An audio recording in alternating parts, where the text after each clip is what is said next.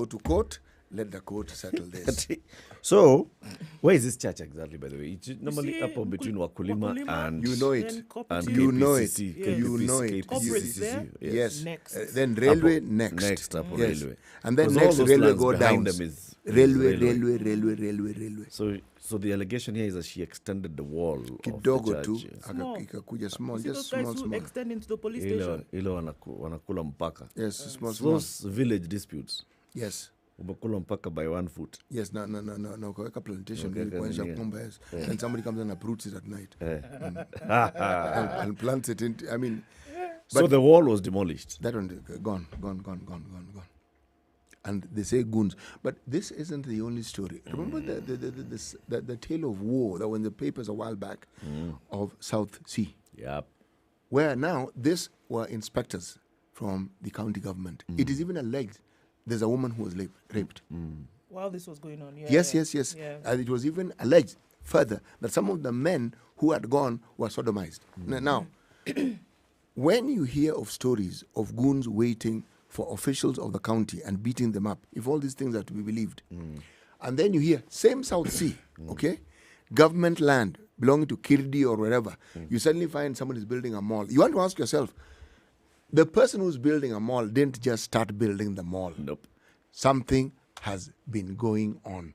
Who is allowing these things to take place? Because the numbers are increasing. Remember, I also read police station, Yep. land meant for expansion, extension, and for building of units. Somebody has gone and taken a nice knife and cut it in between. Where do you think this is going to stop? Because it has no title. Yep. And you think it has no title because it's a mistake? Lawlessness. Yep. It's basically lawlessness. And it would be interesting to know the extent that this particular dispute between Kenya Railways and the GM has gone, right? Because there must be details. Kenya Railways. It didn't start yesterday. Yeah, this didn't start yesterday. This didn't start yesterday. There's a history. And it started even from the very beginning. Because if you think about that entire stretch of Haile Selassie, from Railways roundabout all the way to the other roundabout of, what's that road called? Landis. There. That is all public land. It is public land, and even that Wakulima market was the only break in between, okay? Yeah. And the rest is just railways. Because if you go even behind it, the establishment of the housing units are railway houses. That is all railway land.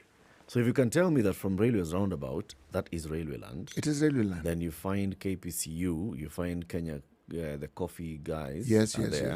And then you find Wakulima Market, yes. How did Jesus is Alive Ministries, who did it acquire this land from? That is the thing that I think we need to get to. In fact, I was mulling over this as we were coming to work this morning. I was saying, how is it that this particular property was acquired in the midst of all these other government properties here? How? Who? And when? And how? And when? You have to ask. No, we know when that church was built. We know the era it was built, and we know who the president was at that particular point in time. Okay, but then you know what will happen? There are many other churches in town that were built on land that is disputable. Yeah. So it'll have to go there. And we're going to ask, who allowed the people? How did Jesus is Alive Ministries come to own this piece of land on Right Haile there. Selassie? Yes. In fact, any stretch of Haile Selassie. From the the beginning all the way to beginning- the end there at Neno. Yes. Not No, even no, No, just go up. It stretches up. Just keep going up, because when you leave railway, you go to technical university. Okay? And then you go up, you get to Uhuru Highway, you Yes. go up into the railway club. Club, yes. You know, it's still railway. No, I'm saying of another church that's also on that road as well. On that street as well. The Neno Neno is at the Evangelical. junction. Yes. Which also is in contention Oh, right now. very Yeah. serious contention. Yeah. And you keep going up, because from the Royal Golf Club, there was railway club across the road. Yeah. Okay? And behind it were railway houses. So you're asking, clearly, this was railway land. So who is it who allowed for blah, blah, gave blah, it blah, away? blah? It's public land. No How question about how it. do you How do you end sell up with public land? How did you end up with this particular plot? Who did you buy it from? We're told you we may can find it was see. allocated. You know how you allocate? Yeah, but so whose was it Who before? is it? This is railway land, chief. Aye. Yes. And around the time when all this was happening is when what we now call Golden Estate, which also was railway land. This was around the time when the guy who was in charge was called Ngini, if I remember. Okay. a lot of railway land suddenly found itself in the hands of private developers and individuals. The story of Jesus Alive Ministry is a story at the heart of land grabbing in this country from public land simply being frittled away. Yes. That's it. Yeah. We'll talk about this drug story at 9, Senior. Yes, let's do talk the about drugs it. and alcohol at 9. Sawa. Police deployment in question as Haiti situation worsens. All right. The sub there is that President Ruto and Haiti leader recently signed an agreement to facilitate the deployment of 1,000 Kenya police officers. Now, the current volatile situation in Haiti has raised questions on whether Kenyan police officers set to be deployed to the gang-controlled Caribbean country will be able to restore order. 3 guesses as to what the answer to that question might be. The government has remained tight-lipped on the deployment 3 months after Parliament approved it. Already, the United Nations Secretary-General Antonio Guterres has warned that the deteriorating security situation could get out of hand if the international community does not act. So, Kenya go. On Wednesday, Haitian gang leader Jimmy Cherizier, alias Barbecue, a former police officer, allegedly issued an ultimatum to Prime Minister Ariel Henry to step down. And they said, us leaving here is equals to you stepping down. Mr. Guterres had indicated that that Mr. Henry's whereabouts after he left. Mr. Guterres has indicted. Okay, this word doesn't make sense, but I think there's a message here that's wrong. Mr. Guterres had indicated that Mr. Henry's whereabouts after he left Kenya, where he signed a reciprocal agreement with the government to deploy the police officers, remains unknown. So basically, they don't know where he is since he left Kenya. So after he left Kenya, they don't know where he is? He has not landed in Haiti. He has not landed anywhere else, according to information that they do or do not have. All right. Now, according to Al Jazeera, as reported, if Ariel Henry does not resign, if the international community continues to support him, we'll be heading straight for a civil war that will lead to genocide. Cherizier had told reporters in the capital of Port-au-Prince, and he also said, either Haiti becomes a paradise or a hell for us all. It's out of the question for a small group of rich people living in big hotels to decide the fate of people living in working-class neighborhoods, he said. Mr. Henry, who came to power under a deal signed with the opposition following the 2021 assassination of President Jovenel Moise, was supposed to step down in February so that elections could be held. That didn't happen, obviously. Now, during a joint approval hearing by the National Assembly and Senate here in Kenya, Kenyan MPs last year, questioned the probability of the deployment's success. Basically, in the light of all that is happening today, with this ultimatum that Cherizier has given and said, you know what, you decide. You want to live in heaven? We can make it happen. You want to go to the burning pits of hell? We can also make it happen. But this is our ultimatum. Oga will step down. Should he not step down? Hell it is. We will step him down. Thank you very much. Now, among the issues raised by lawmakers included a well-defined insurance package for the officers, as though that's the first issue, but okay. Compensation for the families of the officers killed or injured, and assurance that no taxpayer money will be spent on the mission. So these were the questions that were coming from the House of Assembly and the Senate. But the question is, in light of the most recent happenings, the escalation that we saw yesterday and how much worse things are getting, will Kenya still deploy this 1,000-man strong police force to Haiti? And what exactly is it that they are going to be doing to essentially quell the situation? They fight the rebels. Oh, okay. That should be the brief. Okay. That should be the brief. I mean, the brief is very clear. If you're going to restore order, you go to restore order by doing what? By fighting. Yeah, by removing the disorderly ones. We are calling them gangs, gangland. We should just find out exactly what is this Cherizier's man's agenda. Is he really gang leader? Now, in September 2020, the judiciary had posted Justice Mohammed Kulo's photograph on X. This was after the Environment and Lands Court, which he was heading, emerged as the best court in clearing cases. Are we together so far? 1 year later, 2021, a petition was filed seeking removal of the same judge, Mohammed Kulo, from office over alleged failure to deliver rulings in time. He is posted as best performing judge and best performing court. Barely 12 months later, somebody actually files a petition saying, best performing what? There are very many judgments and rulings that are pending from this man's office. And now the Judicial Service Commission has sent 4 petitions to President William Ruto in support of the judge's removal from office. The Chief Justice, Martha Koome-led commission, sent its own petition alongside 3 others from Kenyans who want the judge home.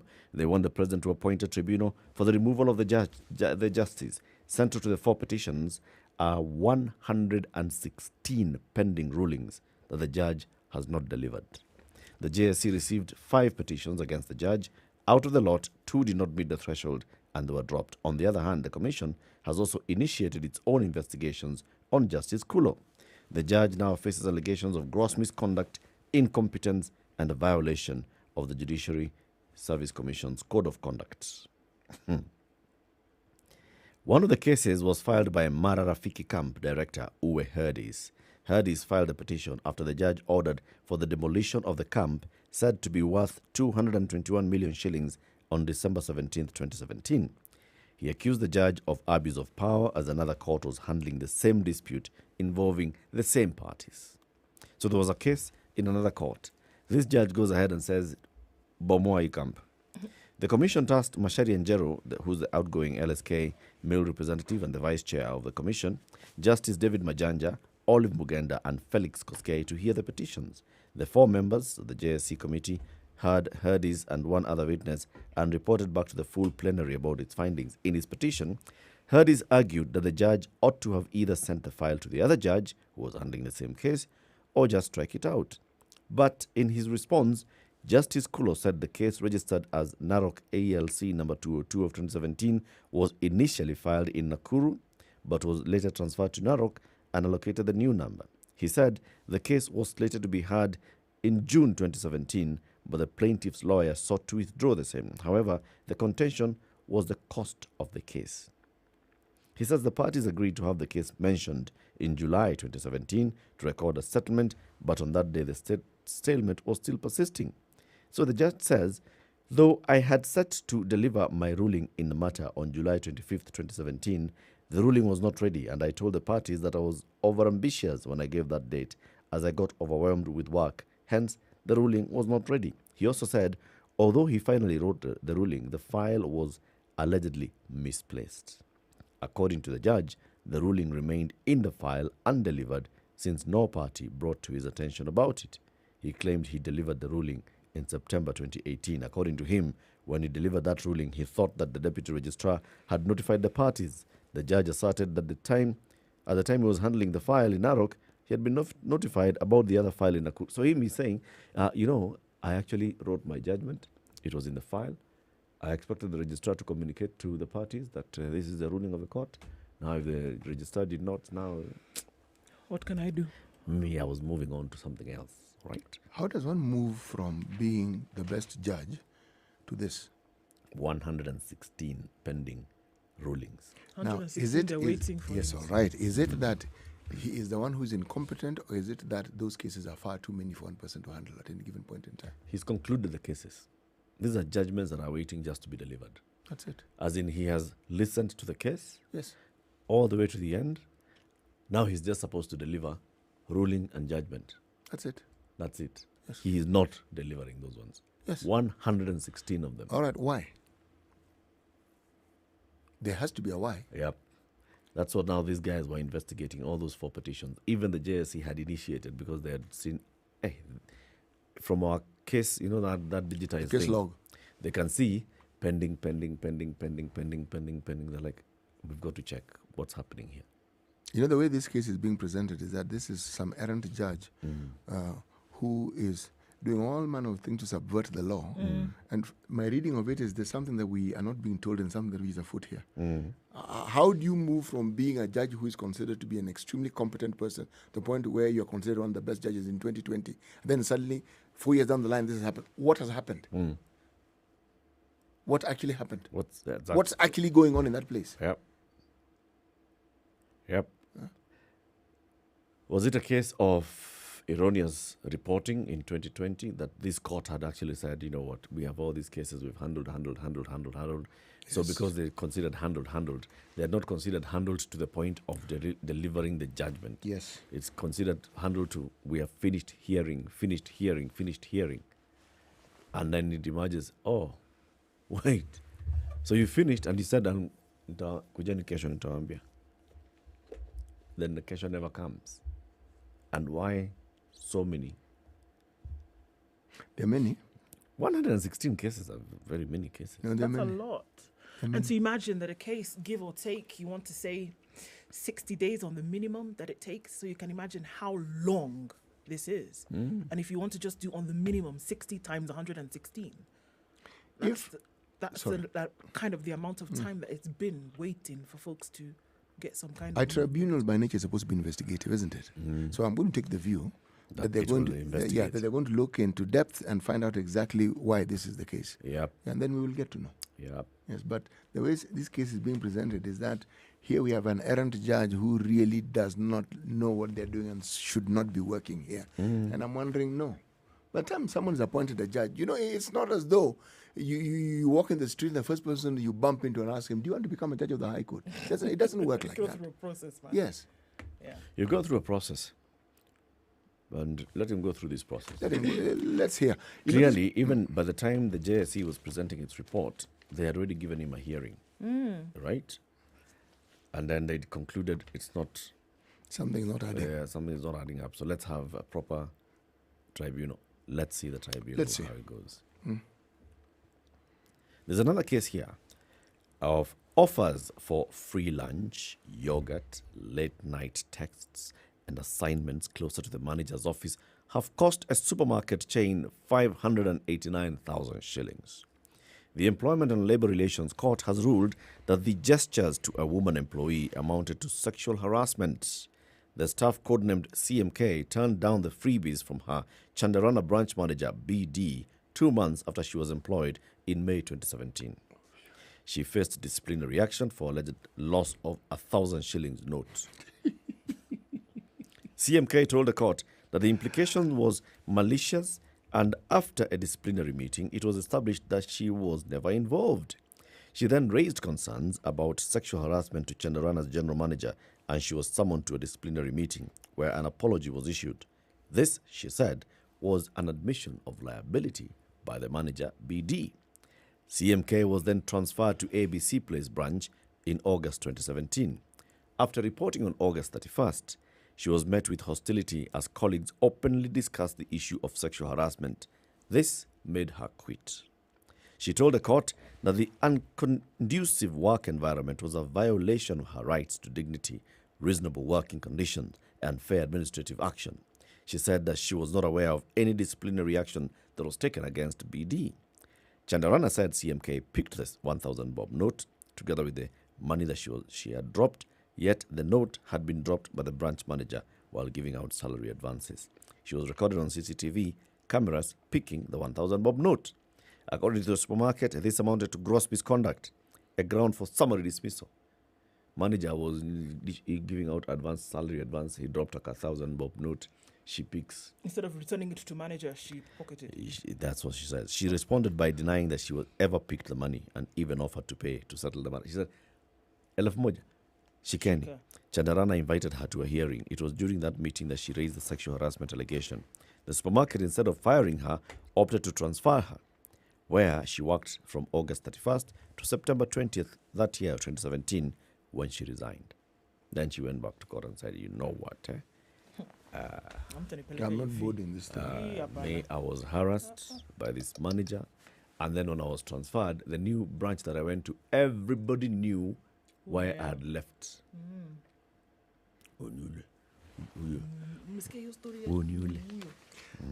And those things can be vicious. Terrible. Not fair.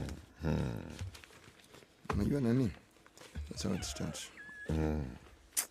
Terrible thing, this. They make your life very difficult. In her evidence, she had said that she enjoyed a good working relationship with that manager, BD, but he turned down his invitation for a drink. It's when he suggested that she moves to Ngara and he'd pay her rent that she realized, hii maneno is getting somewhere else. She said BD told her not to share their conversations with anyone.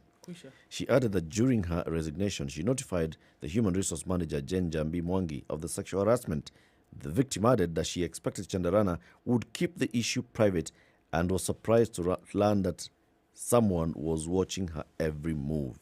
Now, for that reason, she was like, this thing, no. And the court has found, she has a case. There's issues here. And she's been ordered, the Chandarana has been ordered to pay her 589,200 for that reason. Where? It's coming up to 7 a.m.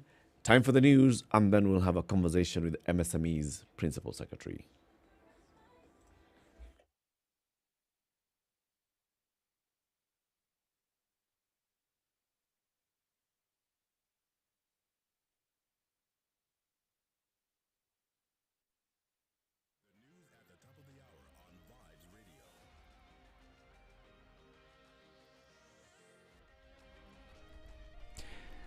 Good morning, this is Newswire. I'm Dennis Aseto. ODM Deputy Party Leader Wycliffe Oparanya has dismissed allegations of collusion between Azimio leader Raila Odinga and President William Ruto. Oparanya says that President Ruto's decision to support Raila in his quest for the position of AU chairperson does not mean that the two have agreed to cooperate in political matters in the country. According to Oparanya, Raila will continue to fight for the interest of Kenyans by putting the government on the spot since he is the leader of the opposition. He added that it was Raila's responsibility to seek Ruto's support and that it should not be interpreted that the two have agreed on domestic issues.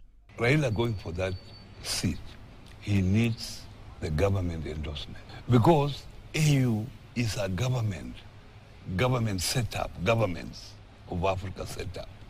So obvious being a government setup institution, you need endorsement. So that endorsement does not mean now there is a handshake. There's no handshake at the moment. And Raila will continue to do what he's doing now.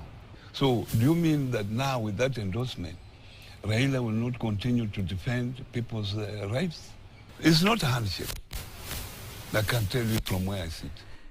In an interview with KTN News, Oparanya made it clear that some leaders in ODM knew about Raila's meeting with Ugandan President Yoweri Museveni before President Ruto joined them.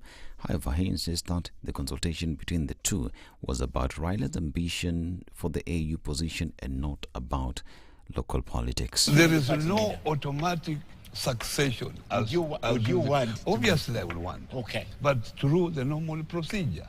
People must vote for me to be the successor. So it's not just someone will make a decision or Raila will make a decision or Oparanya succeeds me. No.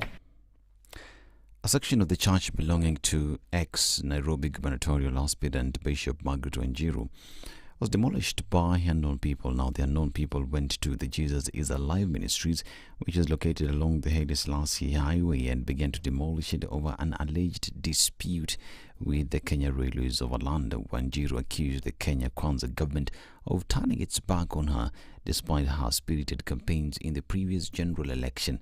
She sustained injuries during the incident. I wasn't campaigning for land grabbers to come and start claiming that our church properties are their properties. We cannot lose properties in this country. Now ni wengi wamekuja wanasema ni NIS, wengine wanasema ni DCIO, wengine ni polisi, ni wengi. So definitely government is involved, and it is sad, very sad, that this is the government that we campaigned for. I'm yet to believe that they can do this to me. I'm the one who sold Kenya Kwanza, UDA in Nairobi County. I'm the one who gave them a platform. Leave alone that, I'm the one who gave them a vision for Nairobi. Health Susan Khamicha assured Kenyans that shifted actions, that is, the Social Health Insurance Fund, won't be misused as has been in the past with the NHIF. Speaking in Kisumu, Nahomicha said that her ministry will deal with all loopholes that have seen public funds stolen. But I want to commit to Kenyans that we are going to put that money to good use.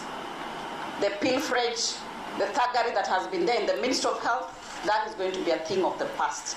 I will ensure that we optimize on the resources that we receive and we put it to good use. It is no longer a story, but after Friday, after the regulations are gazetted, we begin the journey of registration and we begin deductions of the 2.75% to take care of Kenyans.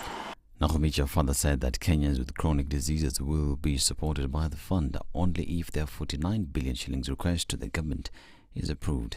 Jana tulikuwa na rais nikimpatia update ya hii mpango na amesema wabunge mtusaidie tutafute hiyo fund from exchequer. Dr. Bukose, we need 49 billion and he said ataongea na nyinyi mpange budget vizuri tupate hiyo 49 billion na ni ya kushughulikia wale wa Kenya ambao wanapatikana ya kwamba wako na ugonjwa ambao ni wa muda mrefu chronic. Kwa mfano, mtu yule ako na ugonjwa wa sukari, mtu yule ako na hypertension, mtu yule ako na shida ya kidneys anafanyiwa dialysis. Hiyo ni ya muda mrefu.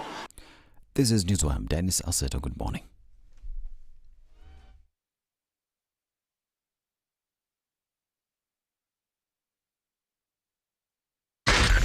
SpiceFM, Nakuru. Okay, so this morning, it's bright and early, sun's shining, birds are chirping, and what's happening on the streets? There is traffic on Kangundo Road. It's in and outbound. I don't know why the outbound traffic is there, but look, there's an issue as you try to touch on Outer Ring. We're seeing the same thing then also blossoming as you're coming in from Manyanja Road, then crossing over to Jogo Road. So that's busy. The Eastern Bypass also doing the thing this morning, and there's the Thika Superhighway in all her glory. Traffic this morning coming in all the way from Garden City out towards the CBD. It's also starting to build on Limuru Road, and we're seeing some movement also on Kiambu Road, and there's quite some as you try to approach Muthaiga Square. Wayakiwe is also starting to move, and so that means that we'll see some traffic as you get out towards Spring Valley, coming in from Lower Kabete, and then out towards Peponi Road. So let's keep an eye on things. Ngong Road is also starting to buzz. Let's talk on Spice FM. KE on X, hashtag The Situation Room.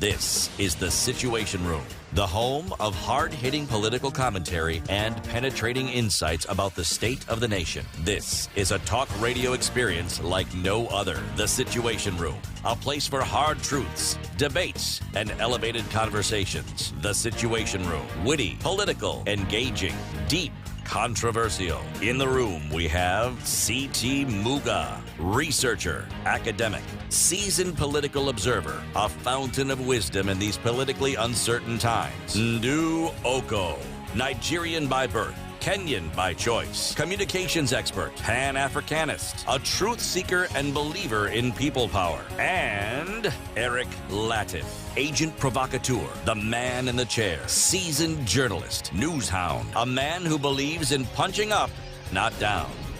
This is The Situation Room, the only way to start your day. Good morning and welcome to the second hour of Kenya's biggest conversation. We're live streaming the show on YouTube and Facebook. We're live on SpiceFM and KTN Home. EcoBank is live in 35 African countries and 4 outside of Africa. And what are they doing there? What are they doing there is that they're making life easier when it comes to your banking and your solutions and all the things that you have to do as concerns your account. And because of the one platform that you're linked to in whatever country you are amongst those 35, you don't have to switch things up when or if you should move. So the one platform says that if you go from Johannesburg to Lilongwe, Lagos to Abuja, or Cotonou, or Porto Novo, or Freetown, or Monrovia, or Lome, you will be all right. And you don't have to close down your account in order to open another one to keep on going. You plug and you play. It's a better way. It's a better Africa. Kabisa, kabisa. Also, for those people who are thinking of plans, and you're planning to visit any of the 35 African countries, or you're planning to visit, any of the other countries, maybe you want to go to Dubai, or to France, or to Beijing, or to the UK, and it's part of your plan, maybe it's a this year plan, a next year plan, a 10-year plan. It's okay. Whatever you're planning to do, that is planning to visit. If you're planning to go there for education, if you're planning to go there to invest, if you're planning to meet with your business partners who live there, it's fine. All you need to do is talk to ICE Lion, because they'll help you with the plan. And they will listen to what you have to say keenly. and then they'll breathe life into your plan. Yeah. This is a good thing. When we had a conversation with the gentleman from ICA Lion, when he said, look, for a long time, the insurance industry has just been creating products and then coming to you and telling you, this is our product. Fit into it. Fit into our product. And many times you find that that product does not necessarily fit you 100%. No, it doesn't. Okay? So it's like the shoe fits, but it's pinching. And it's really pinching the left toe badly. Yeah. And so now they've decided, actually, how about we do this? You bring your foot. We'll measure it. Let's mold a shoe that fits that foot of yours. And you tell us whether you want the cover to be canvas, leather, plastic. You decide. How do you want the sole to be? Do you want lace or not lace? Do you want zip or no zip? No zip. Kila kitu. We will tailor a product that suits you. And that's why it's your plan. Come to us. We talk to you. Then we tailor-make that plan for you. plan@icealion.co.ke. That's the email address. And also you can visit their website, plan.icealion.co.ke. On the website, if you just log in, you'll find chatbot. You start asking a question immediately and they'll respond immediately. They are chap like that. They can even tell you, all right, so let's have a conversation. We can call you, discuss further. Where are you? We can come and meet you, discuss further, and so on and so forth. And so forth. We're soon going to have a conversation with the Principal Secretary for MSMEs development in the country. This is the PS in charge of the Hustler Fund. She'll be joining us. She's been here before. Susan Mangeni. She'll be here shortly. She's just got caught up in expressway traffic. But she'll be here shortly and we'll have this conversation.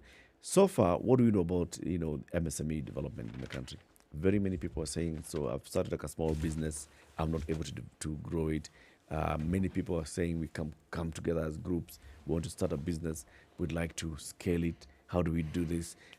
What's the State Department for MSMEs doing to support all those?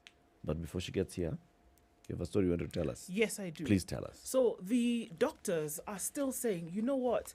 We understand that the CS Ministry of Health has asked for a couple of days to sort out this whole intern thing, whereby interns are saying, look, we've been working as interns for the longest time. It is now time for us to be given jobs. Yep. And she said, look, give me a little bit more time to figure this out.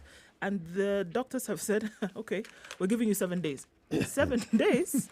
And then if you've not figured it out after that, we will then go on strike. The Doctors' Union has issued this strike notice over the government's failure to honor resolutions agreed upon in the collective bargaining agreement made on the 30th of June 2017 and July 6, 2021. So, the Union Secretary General, Dr. Davji Atela, said during the signing of the CBAs, the National Government and Council of Governors had agreed to provide comprehensive medical insurance cover to doctors as stipulated by the Human Resource Policy and Procedures Manual for the Public Service 2016. That's what they promised. They signed to it.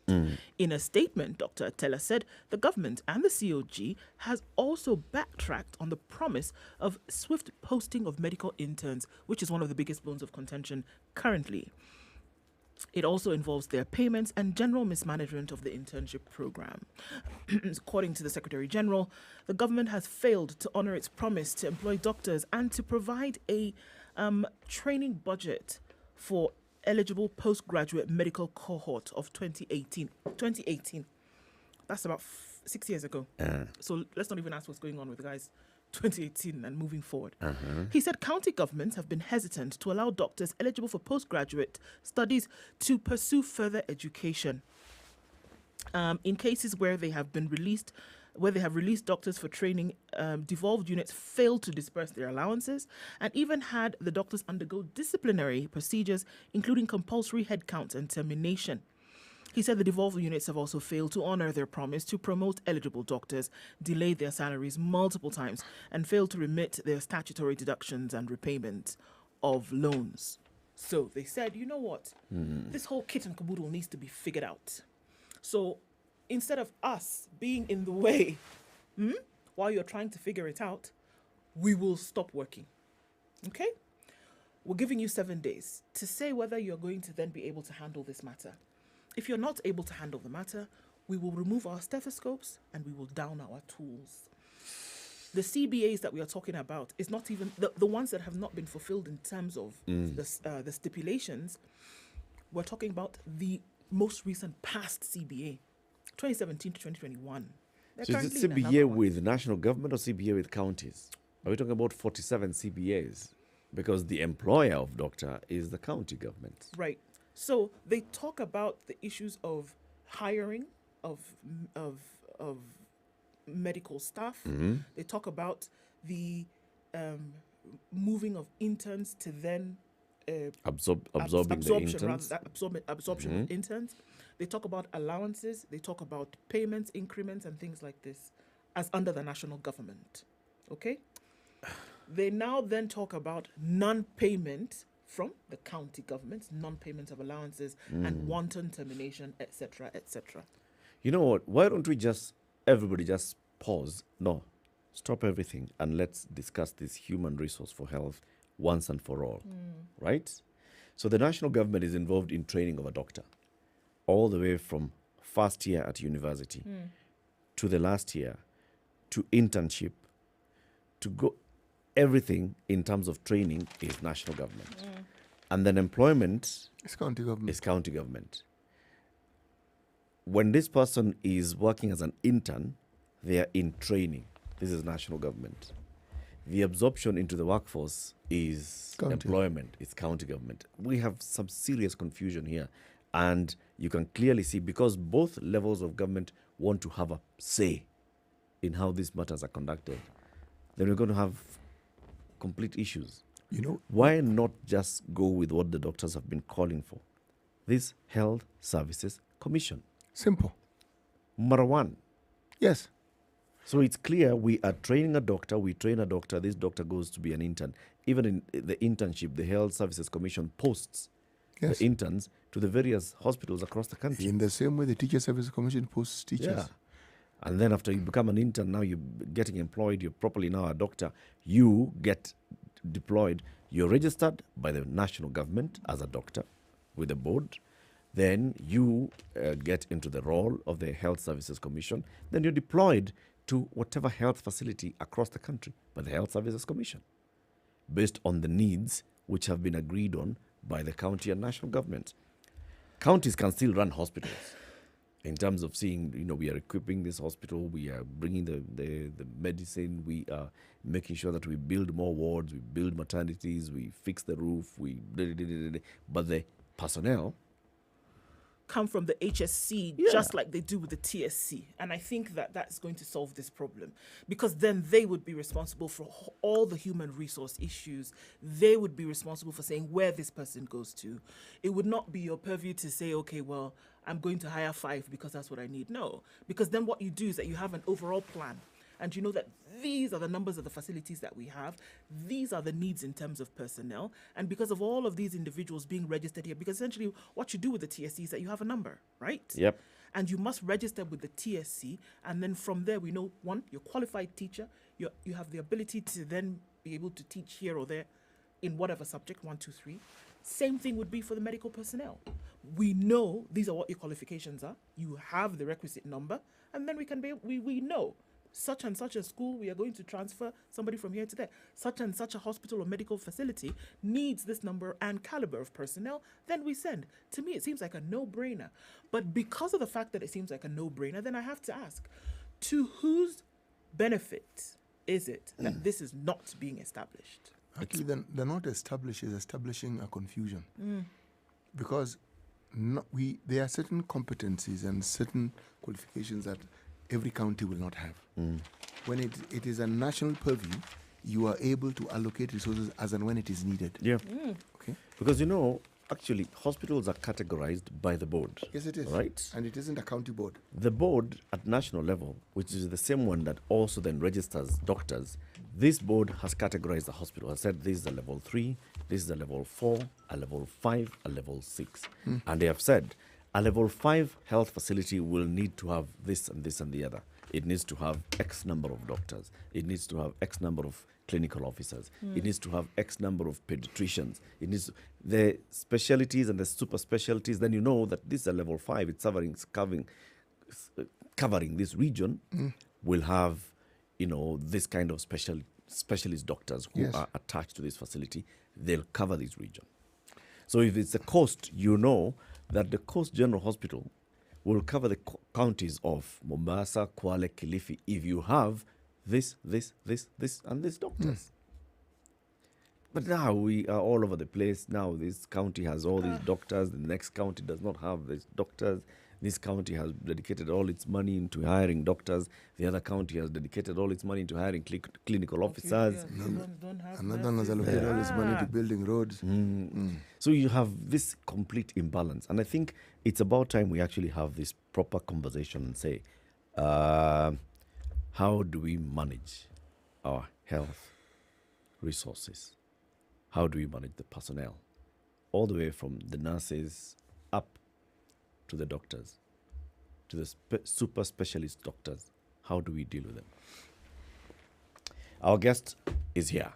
She is the Principal Secretary for the MSMEs, Susan Mangen. Good morning. Morning. Karibu sana to Kenya's biggest conversation. Thank you. How are you doing? Not bad. We had said you were on the way, but then you got some traffic on the expressway. There was a challenge somewhere. There was a challenge somewhere. At the expressway. Obviously, there shouldn't be traffic at the expressway, but I think there is a system hitch. Okay. Between you are exiting. Okay. Yeah. It's good that you're here already. We're going to have conversations about your State Department, what you're doing for MSMEs particularly. I mean, in these economic times, everybody is trying to run a small business to make money so that they can support their family. Okay? What is the State Department doing? City will welcome you with the day's proverb. This week, the proverbs are from Swatini. It is spelled Swatini, but it is actually pronounced Swatini. Swatini. Yes. Okay. Interesting, isn't it? And they have a new ambassador to Kenya. They actually have a new ambassador, believe it or not. Mahlaba Mamba. The gentleman, His Excellency, the ambassador, handed his credentials to President William Ruto at State House yesterday. Yes. Karibu sana, Bwana Mamba. Yes. I wonder whether Mamba means the same thing as it does here. And the proverb, a rich widow weeps with one eye and laughs with the other. A rich widow weeps with one eye and laughs with the other. She can see. Yeah, I She gets it. P.S. Do you get it?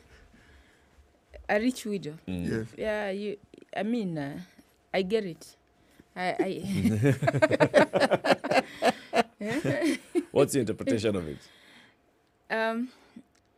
Even from the widow's perspective, if you are so sure about your future, you will not have much stress. You say, okay, fine, it's God. It's God's calling, but at least tomorrow is certain. Tomorrow you're assured. So I think that's how I'm looking at it. And it's a question of now also from what I'm doing in our State Department, in our sector. How are we assuring social security?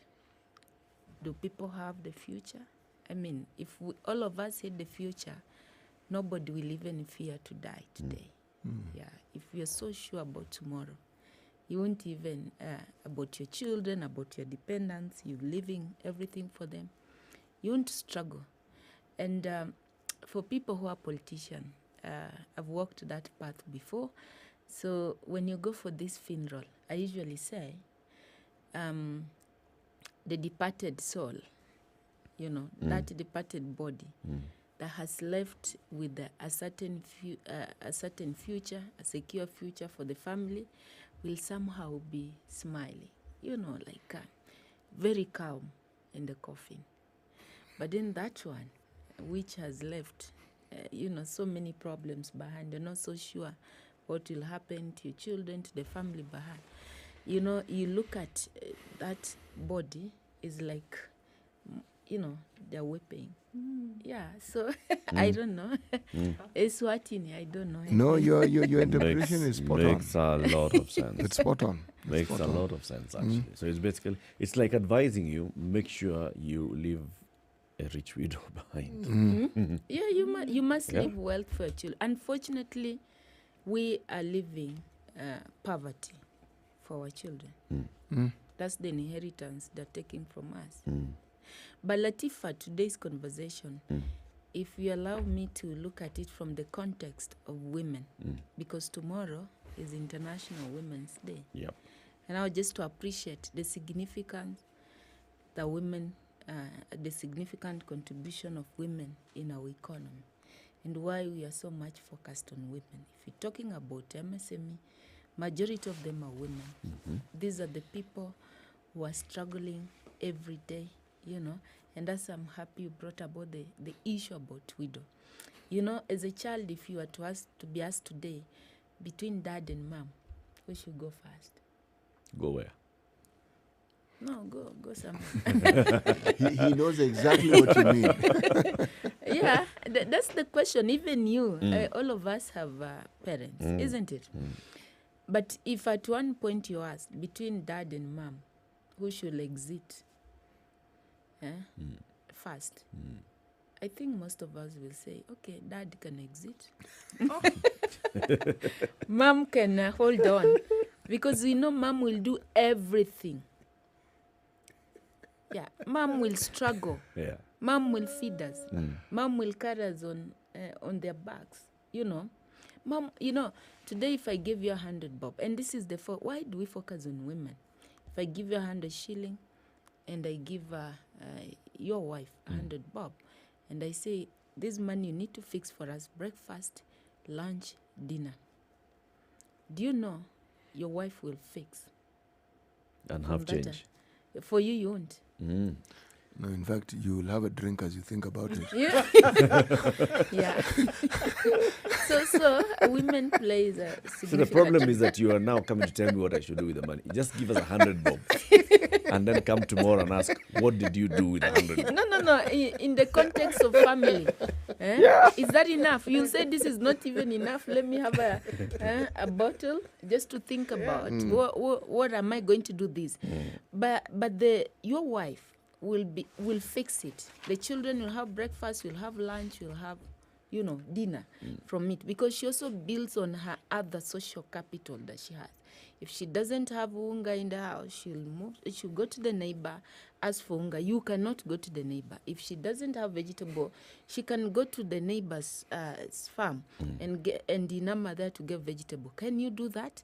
If you go there, this is Swatini man, the proverb man, will tell you you're going to grab his land. So the certain traits and attributes that women have. So what we are doing in our sector is just to leverage on what women already have. And you see now that out of let me put it this way. In this country, we have a workforce of 20 million. 20 million Kenyans are actively looking for a job, or they're employed either formally or they're struggling. But out of informally, so out of those 20 million, only 3.5 million are formally employed. They are salaried, 3.5, either by government, that's in the civil service, or in the private sector. A whopping 16.5 or thereabout have to create their own jobs, have to wake up in the morning, either go to their farm, either go to border, either do whatever they have. They have employed themselves.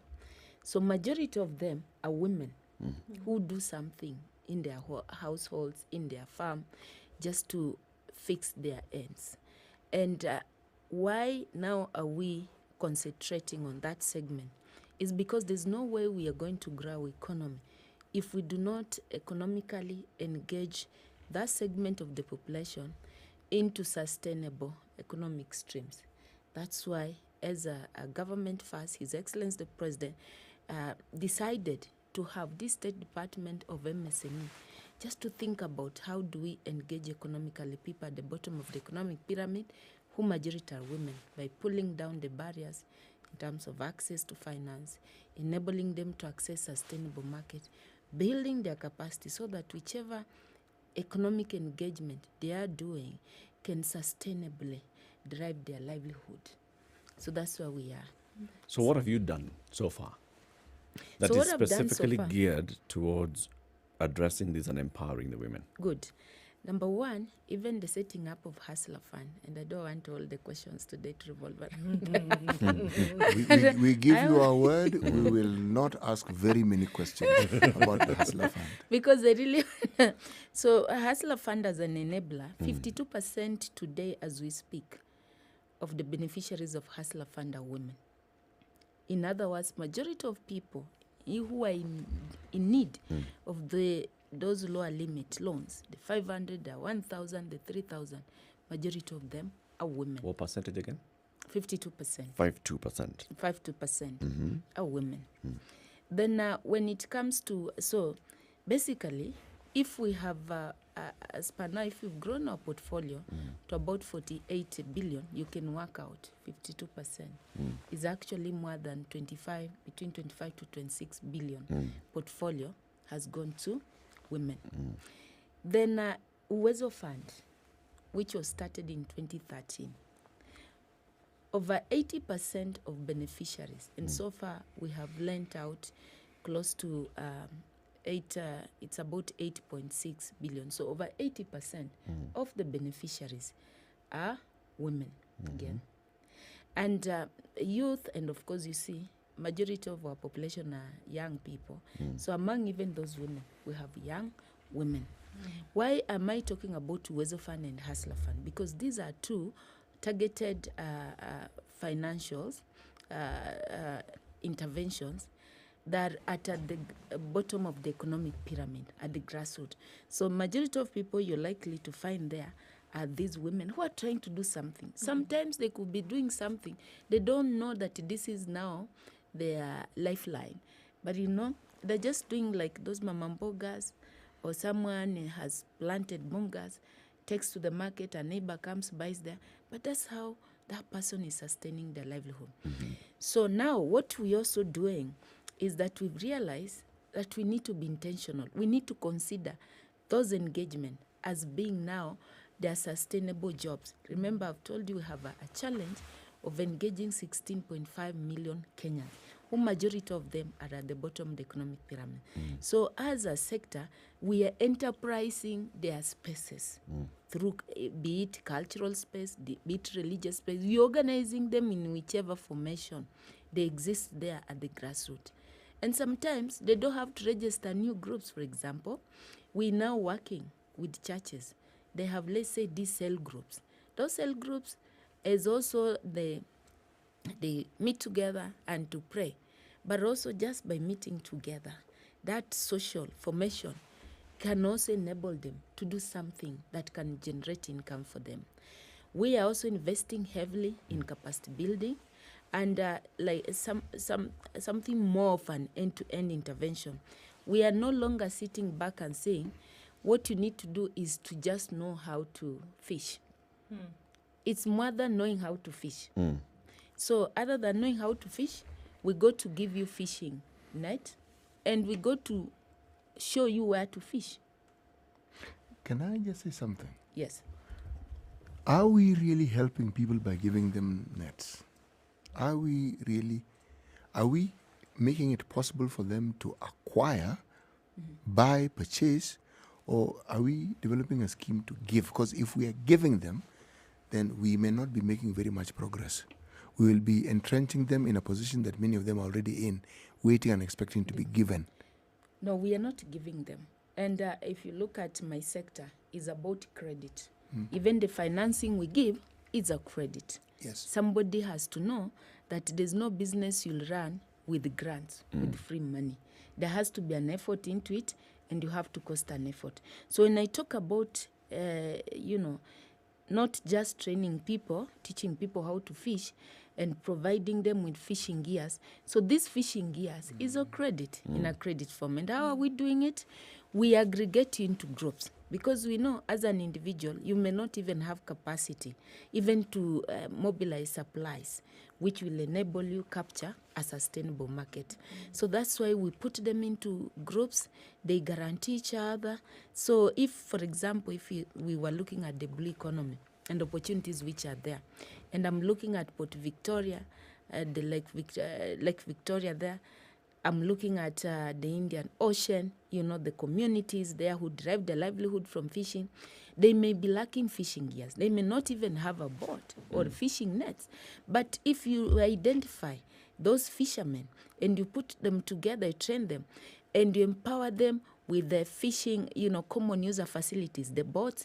If someone feels like now in the afternoon, I want to go to fish, comes there, hires the boat, goes and fish, brings back the fish, and maybe can pay off that boat, the boating time, with the fish. I mean, it's the same concept we have our mkokoteni here in towns, in the bus station. Mkokoteni, those pushers, they never own those mkokoteni. They're just there, common user. You have a customer, your work is to look for customer. And then you get a mkokoteni, you agree, you take your customer wherever. After you come back, you pay off something. So that's the kind of concept that you're using. So there is nothing for free because that level of dependence is very deceptive. Yeah. Let's take a break. So. It's 25 minutes to 8. Susan Mangeni, the Principal Secretary for MSME Development, is our guest this morning. We're talking about, ahead of Women's Day tomorrow, MSMEs and how the State Department is supporting the small, medium enterprises to thrive, to grow. Many of them, as the PS is telling us, obviously, and we know, are owned by women, are led by women, are managed by women. So what is it that you're doing to support these MSMEs to grow? We'll be back shortly. Good morning. This is the Situation Room, the only way to start your day. Welcome to the Delight Nakuru by Username Investments, going only for 799,000 shillings for an eighth of an acre. There's borehole water, estate gate, graded access roads, electricity and other social amenities. SMS plot to 20321 or call 0725 000 222. Welcome to BBS Mall, the ultimate shopping destination in East and Central Africa. With over 1,500 retail outlets, thousands of parking slots, and more than 30 eateries, there's something for everyone. Enjoy our conference and expo facilities, kids play area, and soon-to-come attractions like bowling and the Gold Souk. Plus, this Ramadan, we're proud to announce the opening of a majestic masjid accommodating over 2,000 worshippers, conveniently located, reachable within 20 minutes from anywhere in Nairobi. BBS Mall. Unleash your shopping desires.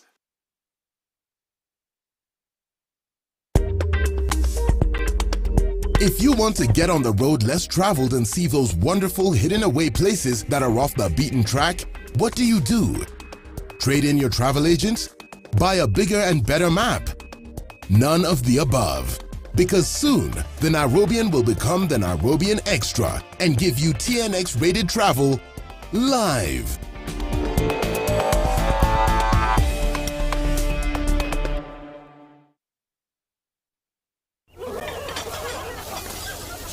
I've got a plan to make my investment sizzle hotter than a Sunday barbecue grill. ICEA Lion has a plan for everyone. Talk to us today for a plan that's right for you. Or visit icealion.co.ke. ICEA Lion. What's your plan? It's a bright sunny morning in Nairobi. It's 17 degrees. We'll see 15 degrees rather. We'll see highs of 26 and lows of 15. All right. We're also looking at sunny conditions in Nakuru, highs of 27 and lows of 15. And at 16, it's sunny in Nyeri with highs of 26. 26 will be the high in a sunny Eldoret at 13. In Mombasa, it's sunny at 27 with highs of 33. And we'll see highs of 33 as well in a partly sunny Malindi at 29. Kisumu, sunny at 21 with highs of 30. And into Kakamega, sunny conditions at 18 with highs of 30. Kampala is sunny at 21 with highs of 29, and Dar es Salaam will see highs of 33, where it's mostly sunny at 26. All right, into sunny Johannesburg at 20 with highs of 28, while Mogadishu at 28 is sunny with highs of 34. Addis Ababa at 14 is sunny, highs of 24, and we're looking into a cloudy Lagos at 26 with highs of 33, and 33 will be the high in a partly cloudy Kinshasa at 24.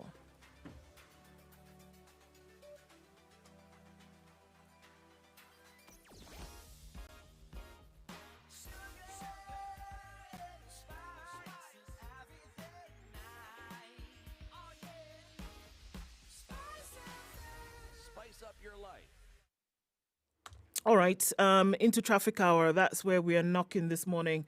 And traffic is starting to get really crazy as you look at what's coming in from the Thika Superhighway this morning. We're also seeing the same thing on the western side, coming in from Waiaki Way and then getting out towards Red Hill, the Link Road, and then in from Lower Kabete as well. Very busy coming off Ngong Road today, Naivasha Road, extremely busy as well. And we're looking at Uhuru Highway, then creeping into the city with traffic coming in off Haile Selassie and then Ngong Road as well. Keeping an eye on things, let's see what happens as we get into traffic hour. We'll talk on SpiceFM KE on X hashtag, the Situation Room.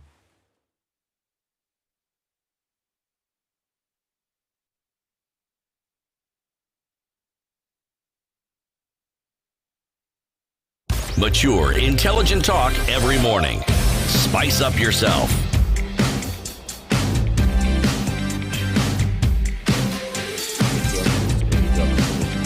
Mornings done right. And we're talking about what the State Department has been doing to support women in enterprise. And you've told us, all right, just looking at the numbers so far, over 26 billion shillings of what has been borrowed from the Hustler Fund has actually been taken by women.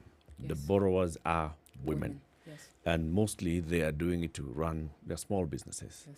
Now, beyond that, beyond just seeing that this is gender female, do we know what kind of businesses they're running? Do we know what impact, for example, you have been able to have as a State Department over the last 2 years on women-led enterprises? I think the first product, the one we are talking about, the personal loan product, wasn't able to tell. And it's personal, even by its definition, because you borrow just the same way people are fleezering, and you may not know what they're fleezering for. But as we upgrade to other products, now we start getting to filter out in terms of getting to understand the regularity of borrowing. What could they be doing? And obviously, we have about 7.8 million Kenyans who borrow regularly. So we've started now querying the data, breaking down the analytics to specifically to help us to understand what could they been doing. And also through other programs that we have, like, for example, Uwezo Fund, because Hustler Fund has reached out to close to 22.5 million Kenyans. So basically, even all these other majority of Kenyans who are also borrowing these other facilities where it's properly defined in terms of the project which you want to go. At the point of application, you have to input that. We're able now to ask them, and most of them have also interacted with the Hustler Funds. So whenever I'm going to meet them, they will tell me that, look, we're also borrowing Hustler Fund to top up our business because Uwezo Fund, you'll borrow as a group, but then each member of the group is likely to get a smaller amount of money to invest into their own businesses. So when you need a top up, where you run fast is the Hustler Fund. But also 1 year is not enough to even assess the impact. So part of the work that we are committed to be doing this year is now to filter. Like, for example, those 7.8 million Kenyans, we want to study them. We want to understand which sectors are they in. And why that is important is because for us to provide end-to-end intervention, which means we have also to be concerned about the accessibility and availability of the market for their business, we need to understand the nature of their business, the sector in which they are in, whether it's agricultural, whether it's manufacturing, whether it's the normal trade sector. So we are at the point now where we are embarking on that. But again, also, we are hoping this year that we'll be able also to launch other products, especially the SME. Now, the SME is a little bit specific because now this one, the unique identifier is the business which you're doing. Business it's itself. not the business itself. But then, PS, the Uwezo Fund, which has been there for over 10 years. Yes. You already have information. A majority of those that have accessed funds from the Uwezo Fund are women-led enterprises. Yes. So can we tell what they've done? Can most we tell, of for them example, that are in agricultural sector? They are farmers, most of them. Actually, majority of them have ventured into agricultural value chains. So in the agriculture value chains? In the agriculture value chain. Not necessarily farming, but doing... But majority of them actually are farming. Right. They borrow for the farm inputs like fertilizers, seeds, and all that. Okay. Most of them are there. They're in the agricultural value chain. However, majority of them also own lands because they're in those villages. But we've realized if you own land, now that becomes your day-to-day job. So how do we make that land throughout the year to be productive? And that's why we are trying to encourage quite a number of them now to invest in farm inputs. How do you invest to look at farming as a business in itself? Yesterday I was in another forum, and a certain gentleman said that, I used to work in the government, I've now retired, I ventured into business, have also now retired, now I'm a farmer. I was a bit upset. How are you? But he doesn't know that farming in itself is a business. And I think now that's the notion that you're trying to turn around, because agriculture is the backbone of our economy. So a lot of them, these borrowers, that will give us jobs. So a lot of these borrowers, many of the borrowers have been borrowing for farm inputs, to buy feeds, to buy fertilizer, to buy seeds and such, and to support them in that small farming business. Have we been able to graduate them in any way? Can we say that because people have had access, the big issue about enterprise in this country is access to finance? Because Uwezo Fund came and provided access to finance, 8.2 billion shillings worth of finance so far in 10 years. Because of this, we have seen many of these borrowers actually moved from either doing just chicken rearing, and now they're doing commercial chicken rearing, or they're into poultry business properly, or they are into horticulture business properly. They moved from just doing kitchen garden, now they're doing something bigger. Are we able to tell? I think we now, with the coming of the State Department, that's what you're looking at, because we have realized even when Uwezo Fund came in, it came in with a mind of encouraging the population to venture into income generating activities. So it was just you can do something to generate an income. But now we are trying to position them across the value chain, because even if it's farming, assuming we are farming kales, kales itself is a huge value chain. We can have the farmers who are doing at the downstream, who are doing the actual farming. We will have those ones who are taking it to the market, but we can also have those ones who are exploring other markets even for the global export, in terms of even drying, coming up with the technology to dry and package and even send it to the markets abroad.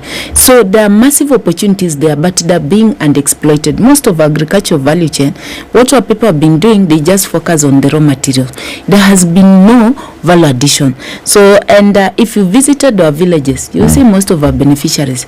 Someone has planted small farm there, and then at the same time carries it and goes sits there. Mama Mboga sits at the market, at the market the whole day. So we are trying to see, and like for example, the women's that I have visited so far, I'm telling them, why can't you just focus on farming? Our young people who do not have jobs, that the ones now will come and pick it up from the farm and line up on the roadside, you see, and sell it. And we'll agree what is the price, what is the farm gate price. And they will say, because then they can run after the matatus and do everything. So you don't need to be, you are the farmer, and you pick it up from there. Again, you want to go and sit to the market. You can actually, your work can now just be, once you have a sustainable market, you have other players along that value chain. You yourself now can invest in doing 24/7 farming. I'm insisted on this line of questioning peers, because this is not new. Even before you joined this State Department, you've worked in this MSME field before. You know that this has been a conversation that's been there for long. Access to finance, better financial management, capacity building, so that people know how to just do the basic bookkeeping, looking at expanding opportunities. We have had a youth fund in this country since the Kibaki days. Yes. The Jubilee administration came in with the Uwezo Fund. It has disbursed money. We have the Hustler Fund. We have very many opportunities. We have even other government agencies in the Ministry of Trade and others that support MSMEs, okay? Yes. But here we are still raw on data. I think the challenge. How do we harness all this information, that the wealth of knowledge that we have in government and private sector, to actually move the needle? Because it's like we're still talking about hand to mouth. Hustler fund, come, borrow, buy, go to a farm there, buy, go a shares, go sit on the sell. How do we move But you this? see, the issue of data in this country, I think, is a challenge. And I think we have all accepted is a challenge, and we are working on it. For example, even the MSME data that you're talking about, there is only one agency which is authorized, to provide data, and that's Kenya National Bureau of Statistics. The data that we are citing is the 2016 data. And you and me know, from 2016, so many things have happened. So we've taken it, we had even Corona, we had the droughts. 2016 is almost 10 years ago. Yeah, but now what we are doing, I have flagged that out. And we've started working on a comprehensive MSME survey, which will also encompass our commitments and the kind of intervention that we want to do in this sector, from capacity building, financial access, to market access, and even to investment. Because also there is one thing for our people to take their produces to the market, earn an income, but they need to know, after I've earned, how do I build my social security? So what we are doing is that I've now worked out, I've secured funding as we speak, and beginning mid of this month, we've started conversation around the kind of parameters, and now with the coming of the Hustler Fund having given us a visibility, at least now we have credit visibility of more than around 5 million Kenyans, we are able now to come up with key parameters that we'll be looking for. And I want to assure you and assure Kenyans, but before the end of this financial year, 30th June, we will have an MSME survey data report. And then what I'm also doing, I have realized, you see, the business is really dynamic. So many things keeps on changing, when you're doing business. So you need to be up to speed on what is happening in the local market, global market, and everything. And even to inform the kind of financial product that a particular business will be requiring. So what are we doing? We are establishing now an MSME lab at our sector, the ministry. Why do we need that MSME lab? So that we keep on administering the MSME based data. So, and then from that we can now pull it out in terms of the various analytics which you want. If we needed to understand, for example, these women in Rift Valley, which kind of crops are they for example, planting, and maybe we want now also to aggregate them so that they can now move to value addition.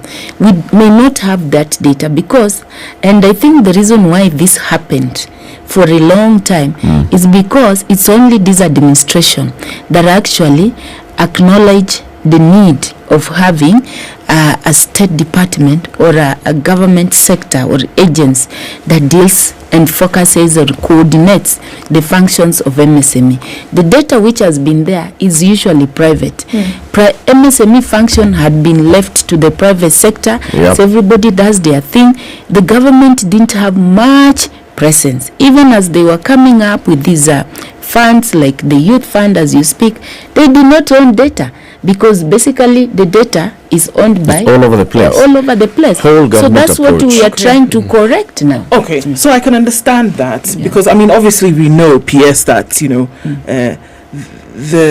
the conducive environment is what government is after or should be after to make these small businesses then operate, because obviously we have the information that if that environment has been created, businesses have the opportunity to flourish. Yes. So now one must ask, when we talk about the role in supporting these MSMEs, when we also see that on the other side, the same government is in a push towards collection of taxes, the increment in the number and variety of taxes, many times upon these same small and medium enterprises that the same government is trying to support. How do you balance between the two, whereby in 2024, there are businesses, and they don't even hide it, who say that they won't use a certain till anymore because the taxes then that are being levied upon them now have become too much. And here on this side, there's supposed to be a government role of support for these same enterprises. How does that work? How is that balance created? Yeah, but one thing before I respond to that we need to underscore is that our MSME sector is also being affected highly by informality of the MSMEs. Like out of the 10 million, according to the existing data of MSME, only less than 3 million MSMEs are formalized. So even when you talk about the taxation and who is doing this, you can imagine you cannot tax someone you cannot see, and you cannot come up with a tax incentive on somebody who you do not even have a basic KYC. They know your customer. You do not even know where they exist. So as we create the visibility and we now embark on formalization, it will help us try to understand the levels of MSME, even understanding how many are micros, how many are small, how many are medium. Because sometimes, I agree with you, even when it comes as we complain about taxation, in the KRS mind, so far from the engagement we've had, they've been looking at the sector from the SME perspective.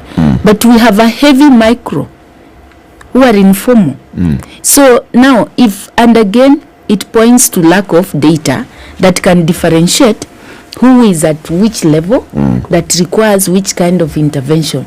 So I think once we set up the way I'm trying to set up and make sure that we can have clear differentiation of the MSME sector, micros and small and medium enterprises, we can now argue out on tax incentives that can be able to encourage and promote the in terms of formalization, the micro MSMEs, so that the incentives attendant, the tax rates attendant to medium enterprise should not be the same rates attendant to micro enterprises. But all these things is about the data and creating that visibility.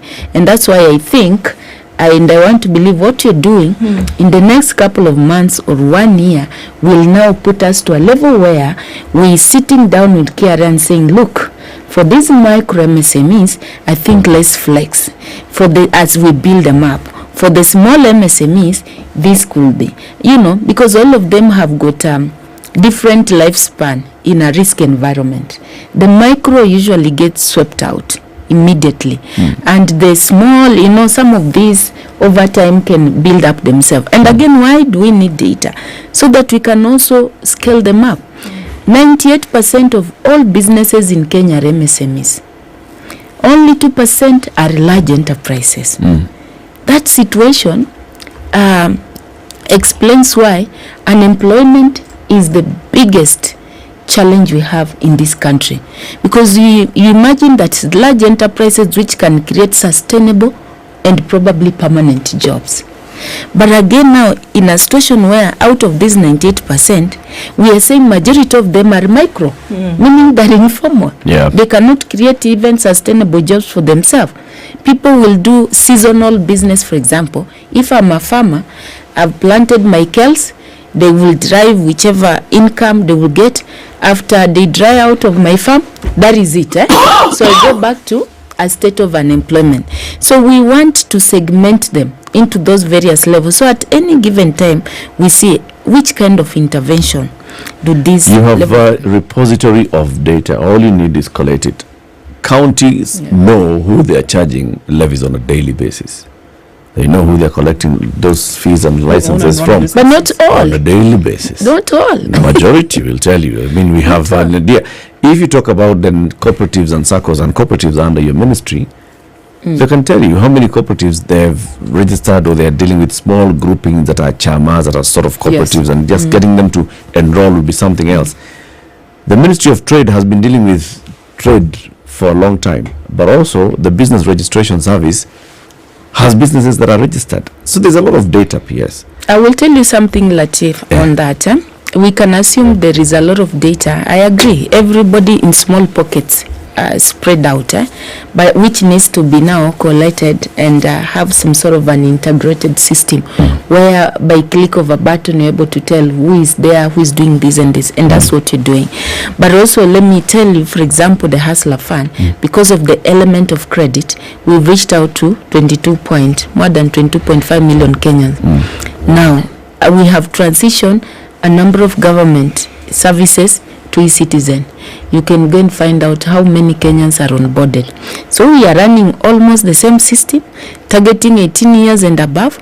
We are hitting, because there is element of credit, 22.5 million Kenyans or more than that, you can visualize them. But now when it comes to accessing government services, which are also very basic, because you see you need, the basic services, you can see the number is still around 10 million, 15 million or about that. It shows you we still have Kenyans. And someone was asking me, look at the voters. How many people registered as voters? You've really covered 22.5 million Kenyans, and whenever it comes to voter registration is maybe half of that. So it tells you that some Kenyans who are invisible and they come out as and when they need it. So through MSME, we are going to bring everybody in the racket. So we wait for that data. Them. P.S. We thank you for joining us today, and we wish you all the best as you continue with this. We'll invite you again to get further information from you on this particular State Department. State Department for MSME Development, the Principal Secretary is Susan Mangeni. She's been our guest. It's 8 a.m. news time. Claims that the Kenyan economy in 2023 grew faster than that of China and the United States of America. He told a parliamentary session on the 2024 budget policy statement that the nation's GDP was expected to increase, with figures from global institutions such as the World Bank and IMF indicating the margins. The lawmaker, who also chairs the National Assembly's Budget and Appropriation Committee, went on to say that the GDP growth rate in the first, second and third quarters of 2023 averaged 5.9%, which he claimed was higher than that of the United States and China. He went on to say that the figures show Kenya as the 28th fastest growing economy in the world. And National Assembly Speaker Moses Wetangula has challenged Amnesty International to broaden its span on administration of justice to include low-profile cases. Wetangula pointed out that Amnesty International should not only focus on high-profile cases. He said there exist non-visible cases which have been ignored by human rights organizations which are hurting the society. The Speaker made the remarks when he met a team from Amnesty International in his office at Parliament Buildings.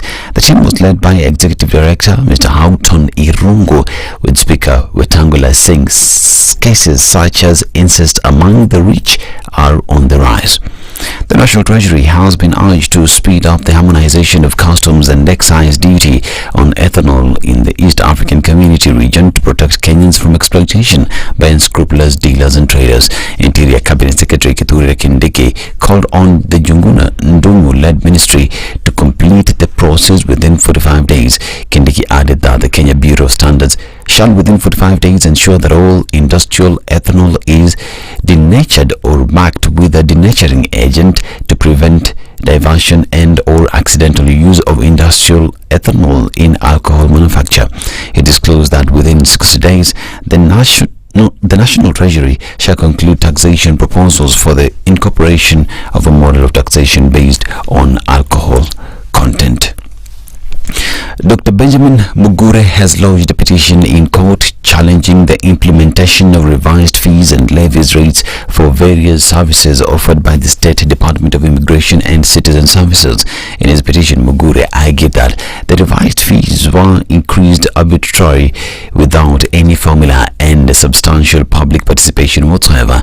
He now wants the court to halt the implementation of the new fees. In a memo dated February 29, 2024, Interior Cabinet Secretary Kithure Kindiki announced the implementation of the new fees, citing that they were introduced following the conclusion of a public participation process conducted from November 14th to December 5th, 2023. However, Muthure has contested this, asserting the public participation was merely a charade and did not adhere to regulations governing such processes. The government has directed pharmacies and agrovets to submit their licenses to their respective licensing authorities for verification within the next month or risk being closed down.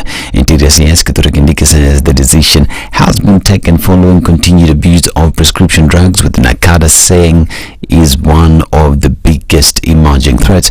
Pharmacies will therefore be required to submit their licenses to the Pharmacy and Poisons Board, while agrovets will submit theirs to the Veterinary Medicines Directorate. Kindiki said that action will be taken against all found operating without a license, with enforcement by the country's security apparatus in the counties. 2 learners died following an outbreak of a strange disease in Mukindu Primary School in Mwingi, Kitui County. According to reports, the first student was a grade 2 pupil, while the other was a 13-year-old grade 7 pupil who died a week later.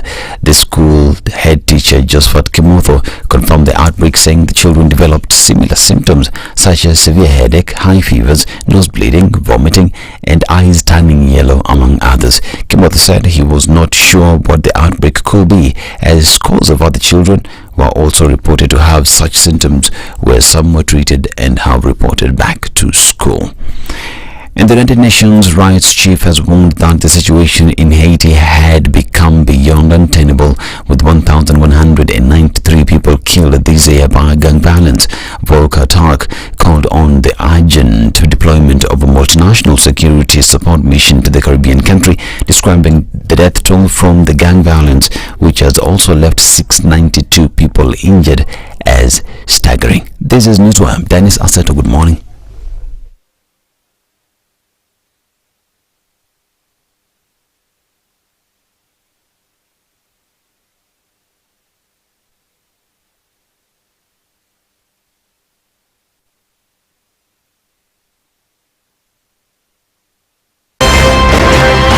Is critical that people pay taxes. But then taxation has to have a limit. When you start overtaxing people beyond certain limit, then this is now we call robbery with violence. We are all struggling, but we don't show. If you're not doing well, shame on you. But you have to say, I'm broke and I'm struggling. We are not okay until everybody is okay. We are pretending to have political parties. Why don't we just be honest? And we say, these are the Luyas, these are the Kambas, these are the Kikuyus, and we find ourselves in Kenya. You know, with politics and leadership, no matter what you do, there will always be a complaint. There will always be the assumption that you're either stealing or you're not doing things right. As a leader, don't fear. If you know you're doing the right thing, you've thought about it, you've got an expert advice, do it, then understand later. This country, we don't need prayers. Prayers is between you and God. Good governance and the thing. 102.5 Spice FM, Kisumu. All right, few minutes after 8 o'clock, traffic is heavy on Jogo Road. It's getting out towards Landis. Not as heavy as we saw earlier. It might be reduced just a bit, but heavy as you get towards Haile Selassie. Off of Thika Superhighway, traffic then coming in from the Outer Ring Junction all the way to the CBD. And then traffic at the Globe Cinema overpass, very, very busy. Also busy on Kiambu Road, coming through to Muthaiga Square. And on Limuru Road, it's busy coming in from Muthaiga, in from United Nations Avenue, and for the first time in a long time on the Northern Bypass, there's quite some traffic, so we have to contend with that as well. Lower Kabete through to Spring Valley, a little bit of that touching in from Red Hill as well, very busy. Naivasha Road started busy early, still quite so till now on Gong Road. Let's get into the city. We're looking at traffic then also building on Langata Road. It's coming in heavy from Magadi. It's going to all touch and then get through towards the Nyeri Stadium roundabout. We're keeping an eye on things this morning. Let us know what's going on in your neck of the woods. We'll talk on SpiceFM KE on X, hashtag The Situation Room.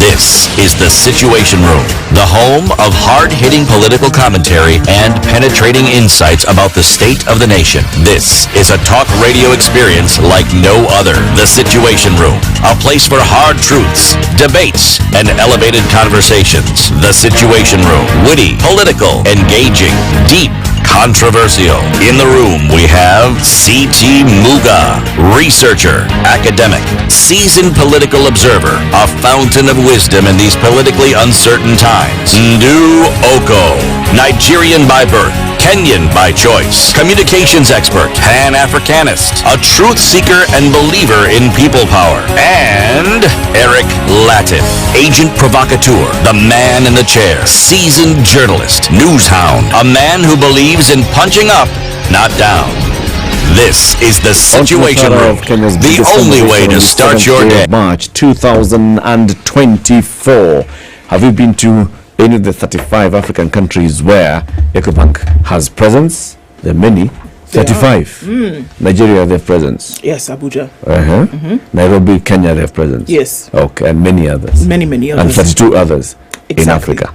Or 33. Why is it important? Because one platform where you're plugged in, no matter where you start. So let's say you start off in Abuja and then you make a trip to Nairobi. It doesn't mean you have to shut down your account, that you just continue and you plug and play as you normally would. And EcoBank realizes the importance of this and says, you know what? So just because your life is moving around, your bank account doesn't need to. And you can continue with your payments wherever you go as though you never left. And it's obviously a better way to do to do business. Actually, it is a better way to do Africa. And because it's a better way, it's a better Africa. That's it. And it's the future of the continent. Have you logged on to plan.icealion.co.ke? That's plan.icealion.co. That's a website. Please, if you're thinking I'm talking about an X handle, no. plan.icealion.co.ke. It's a website. It's a microsite by ICALion where they're saying we are changing the way we are thinking and doing business. For a long time, the insurance business in this country has been, we have a product, come fit into this product. Now they're saying, no. You have a plan. Let us come and fit into your plan and help you realize your dreams. So plan.icealion.co.ke is where you go and have a conversation with them. They have a very robust chatbot, so it'll not just be a bot talking. It's a human being on the other end. They will chat with you. They'll have a conversation with you. You can call them, can talk. They can even invite themselves or invite you to their place, and you have a conversation. It's important. What's your plan? ICALion walks with you. Our next conversation is going to be, what's your plan? Is your plan to study abroad? Is Canada among those countries that are in your plan?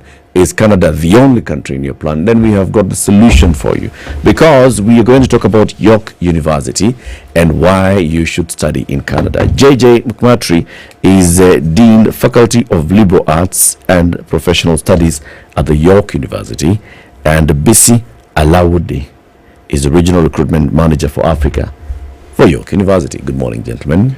Good morning. Good morning. Welcome to the hot seat of Kenya's biggest conversation. Welcome to the Situation Room.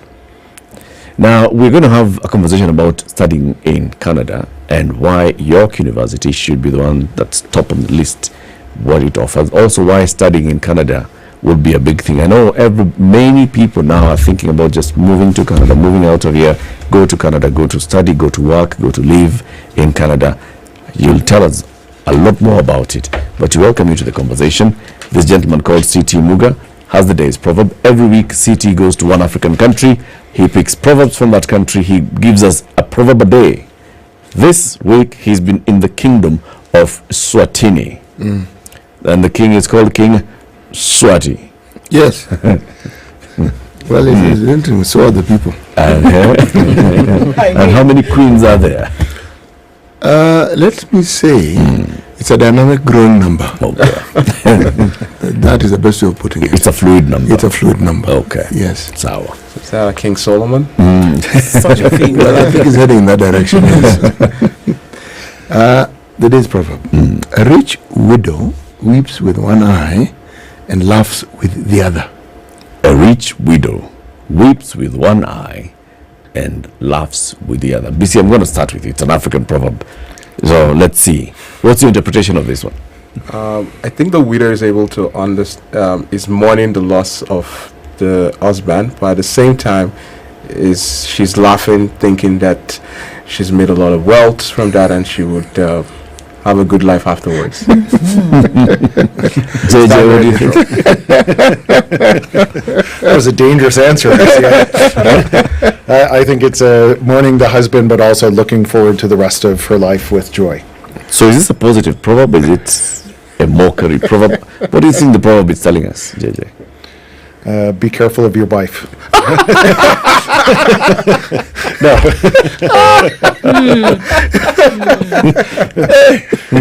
Beware who you marry. Well, that is a man interpreting the proverb. Comes in directly. Bisi, what do you think they're telling us? The life is a double-edged sword. There's some things that happen that will mean bad, and there are the flip corner of it. There's a good side to it also. Good one. I'm sure you agree, JJ. Of course. Okay. This time we're going to play it safe. That's right. York University. Introduce us to York University. York University is Canada's third largest institution. It has over 50,000 students.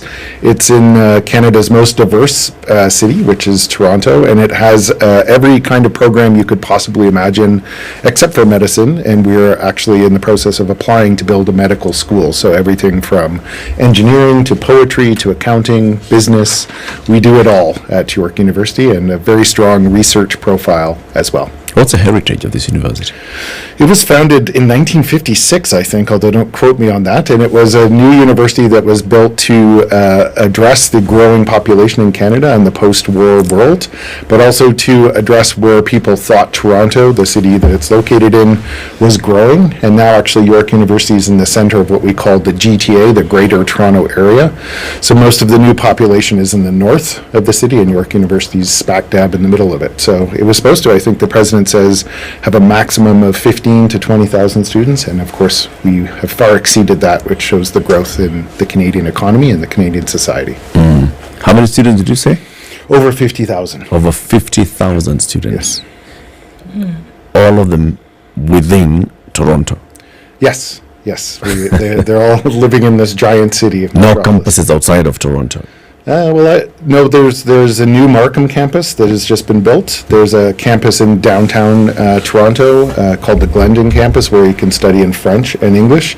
And we also have two smaller campuses, one in Costa Rica and one in Hyderabad, India. Many programs, but not medicine.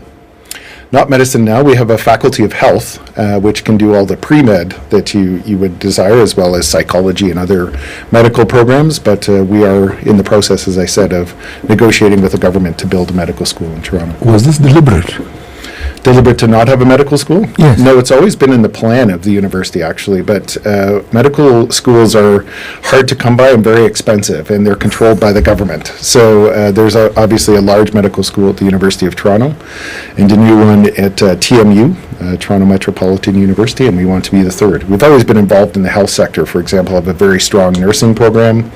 My own faculty has a number of programs in health. Many people go on to do health-related work, but just not doctors. Is there demand for doctors? In Canada and around the world, for sure there is demand, but there's also significant demand for the supports that support doctors. I have two doctors in my family. They can't survive without the nursing and the supports that come around medicine. Medicine's obviously a very complex beast, and in Canada at least, a lot of medicine has gone into things like, we have Telehealth Ontario, for example, where you call in and speak to a registered professional. We have midwives, we have all sorts of supports surrounding the medical system. So, I mean, it's a large university in terms of numbers, 50,000, but still wanting to spread its arms around the world. Why? Well, it's central to our fundamental mandate to be international. That's why part of the reason why we're here today. We have a huge number of international students in my faculty, about 4,000 alone, and we were an early adopter of this international vision for a university, where we look at our locality, we look at our province, we look at our nation, but we also look at the world in our research and our teaching. But we also think it's of huge value for all students to experience a diverse and multicultural group of people as they go through and educate themselves. So for you, BC, as you think about it, and so if somebody was considering their university options, whether it was an undergraduate or at a graduate level or even further, why would they want to come to York? York is a very diverse university, and central point of our location being in Toronto, we provide support for international students. We have a student body of over 10,000 international students, and which is very diverse. And the African community in Toronto, it's very strong. And York being the third largest institution, university in Canada, we continuously find how to support international students, not only through their learning in classroom, but the extracurricular activities that they get to embrace through engagement in the community, support for them in terms of social support, and helping students to embrace the culture and the diversity that exists in Canada. When did it, how do I put it? When did it become necessary for York University to decide that they probably need to talk to people outside Canada to take an interest in the university? I think it started very early on. It's kind of in the DNA. We have always had researchers who have been involved internationally and who have engaged, and with very strong focus on Africa. Even when I was an undergraduate working at the University of Guelph, I did my undergraduate in African history, and the one place I wanted to continue that work was York University because it had that focus already.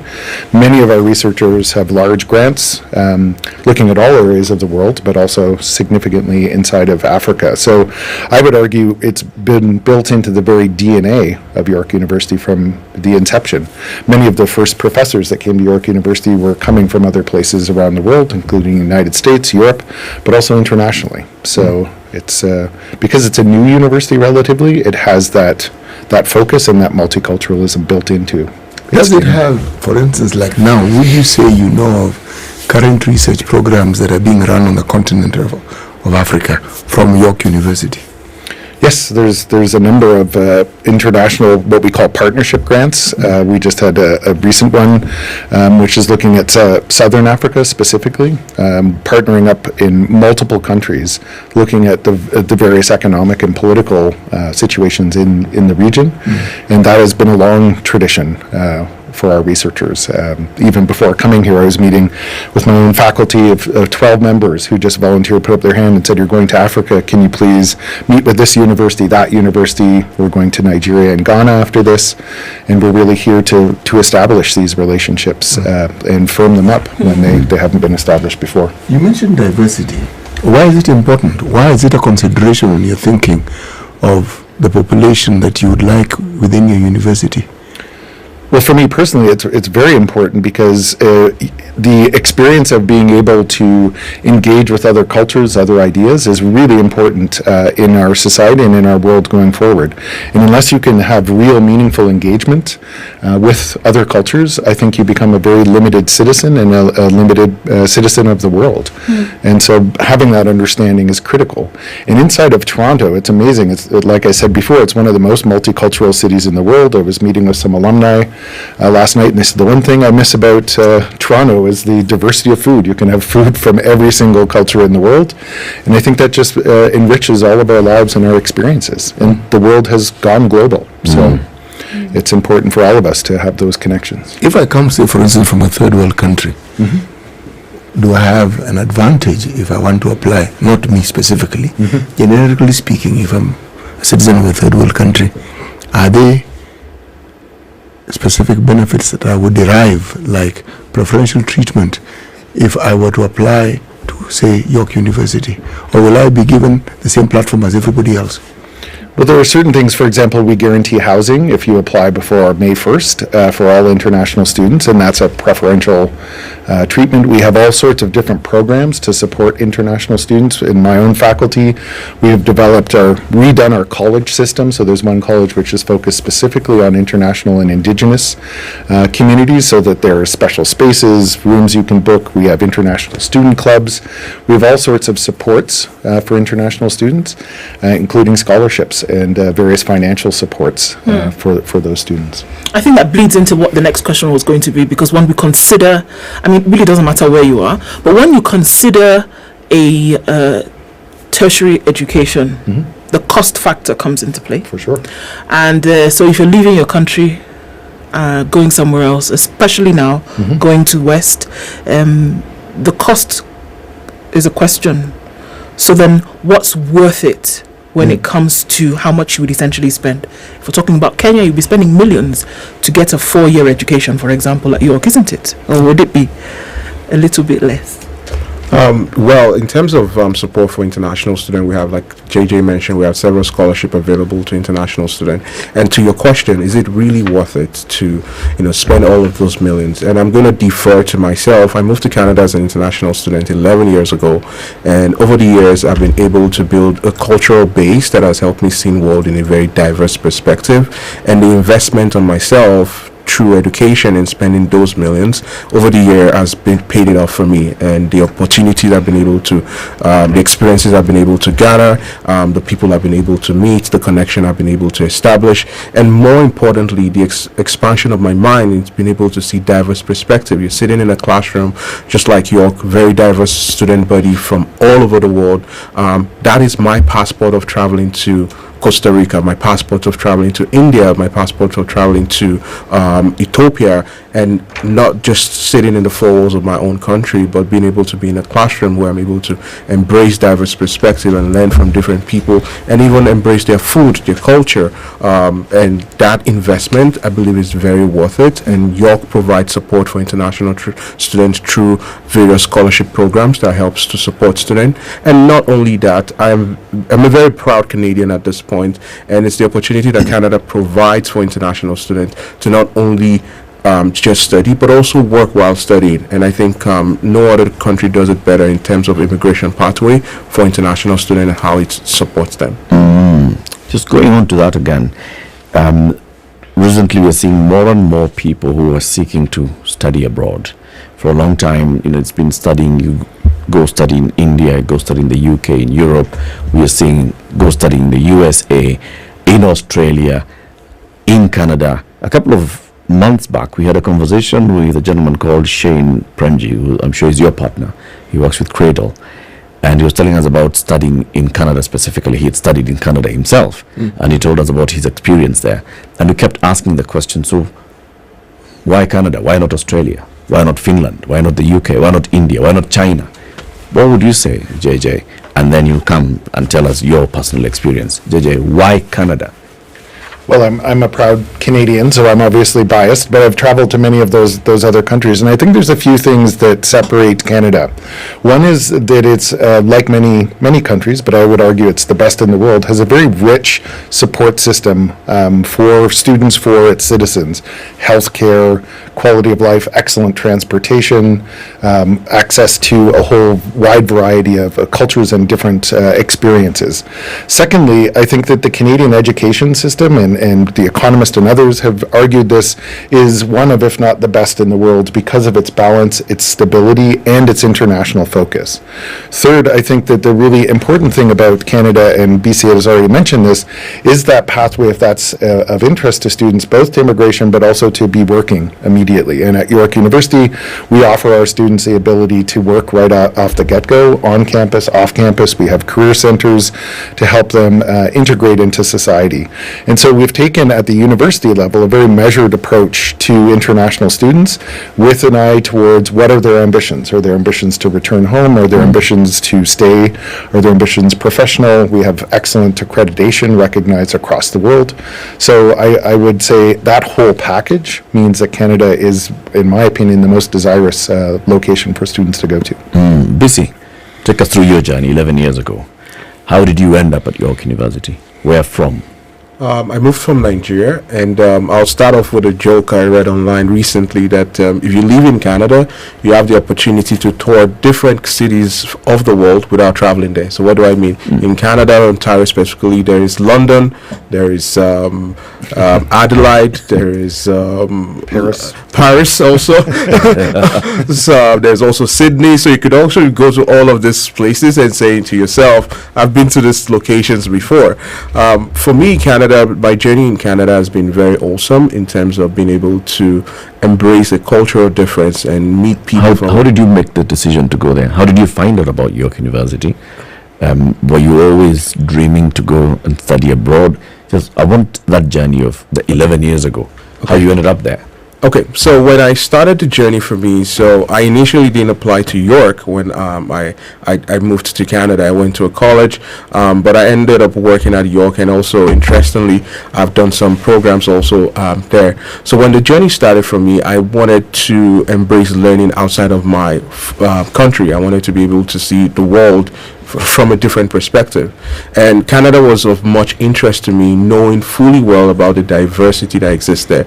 And back then, the media was not very pleasant about things going on in the other side of the border, and given that I've lived my life in a huge metropolitan city all of my life, being Lagos State, I thought I wanted a city that would help me embrace that, but in a much, subtle and more welcoming way.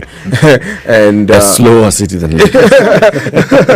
Yeah. So, and Canada was it for me. And getting into Canada and see how people embraced and were curious about where I'm from, not just like, okay, we don't want to see you or hear from you, but we want to learn from you. We want to get your perspective to understand, what you're about, so that we could embrace the learning from your end. And that was very important, because I see people humble enough to ask questions, and they're curious to learn about where you're from, and not be standoffish about their perspectives. And it's an important. We'll continue this conversation shortly. Let's take a break. We are talking about studying in Canada and the importance of it.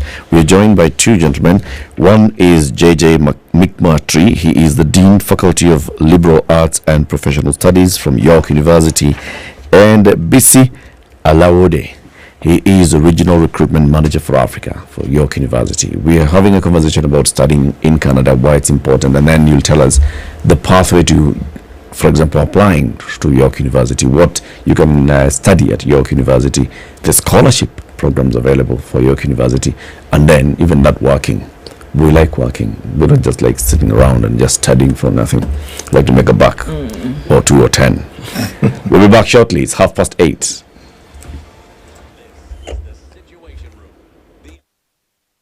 This is the Situation Room, the only way to start your day. It's critical that people pay taxes. But then, taxation has to have a limit. When you start overtaxing people beyond certain limit, then this is now we call robbery with violence. We are all struggling, but we don't show. If you're not doing well, shame on you. But you have to say, I'm broke and I'm struggling. We are not okay until everybody is okay. We are pretending to have political parties. Why don't we just be honest? And we say, these are the Luyas, these are the Kambas, these are the Kikuyus, and we find ourselves in Kenya. With politics and leadership, no matter what you do, there will always be a complaint. There will always be the assumption that you're either stealing or you're not doing things right. As a dear, don't fear. If you know you're doing the right thing, you've thought about it, you've got an expert advice, do it, then understand later. This country, we don't need prayers. Prayers is between you and God. Good governance and thinkers who care about the country and not their stomach. That's what we need. The Situation Room, Kenya's biggest conversation. Conditions in Nairobi this morning, 18 degrees. We'll see highs of 26 and lows of 16. Lows of 15 in a sunny Nakuru, going to highs of 27. 26 will be the high. In Nyeri, where it's sunny at 17, and Eldoret is sunny at 16 with highs of 27. The sun is up in Mombasa at 29, going to highs of 33, and we'll see highs of 33 as well in a cloudy Malindi at 30. 22 and sunny in Kisumu, highs of 31, while Kakamega will go to highs of 31. It's sunny at 20. Looking into a cloudy Kampala at 22, highs of 29, and Dar es Salaam at 27 is sunny with highs of 33. 21 in a mostly cloudy Johannesburg with that advisory for severe thunderstorms still. Highs of 28 and lows of 16. It's 30 and sunny in Mogadishu, highs of 34, and Addis Ababa is sunny at 16 with highs of 24 and lows of 12. Mostly cloudy at 26 in Lagos, highs of 33, and at 24. Kinshasa is sunny, we'll see highs of 33 and lows of 24.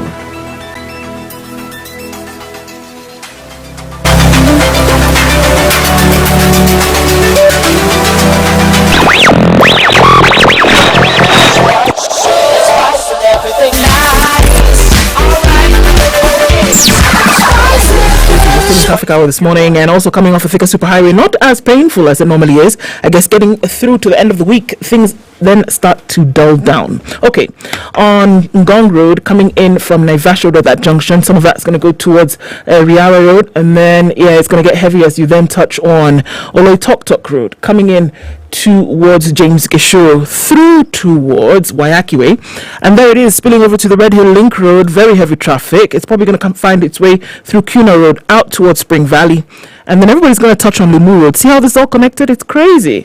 As you come in then from the Thika Superhighway, Wangari Maathai is packed like jam. Guess where jam packed came from, right? Okay, let's keep an eye on things and see what happens as we get through it. We'll talk SpiceFM KE on X. Hashtag the Situation Room.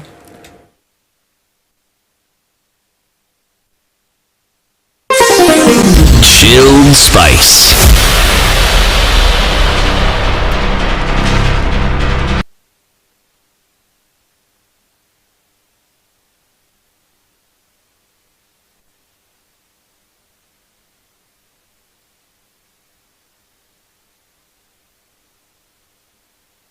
Our conversation continues with J.J. McMurtry, who's the Dean, Faculty of Liberal Arts and Professional Studies at York University, and Bisi Alawode, the Regional Recruitment Manager for Africa at York University. Among the students who've studied there, Dr. Miguna, and I'm just going to quote from a tweet of where he says he has studied: University of Nairobi, Kenya; University of Toronto, Canada; York University, Canada. And he says, I was a top student at each one of those universities.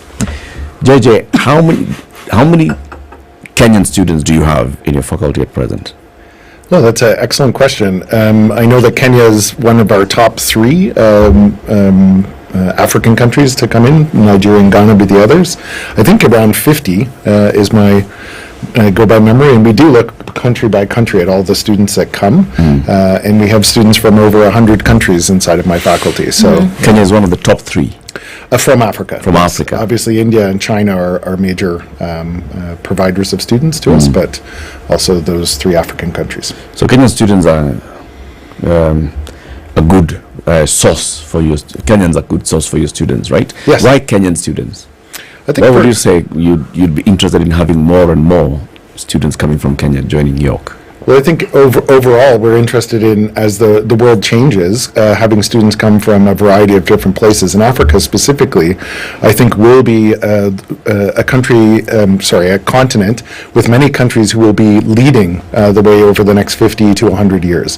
The demographic growth is here, the development is here, and as China and India wind themselves down demographically, Africa is actually a source of youth and youthfulness going forward.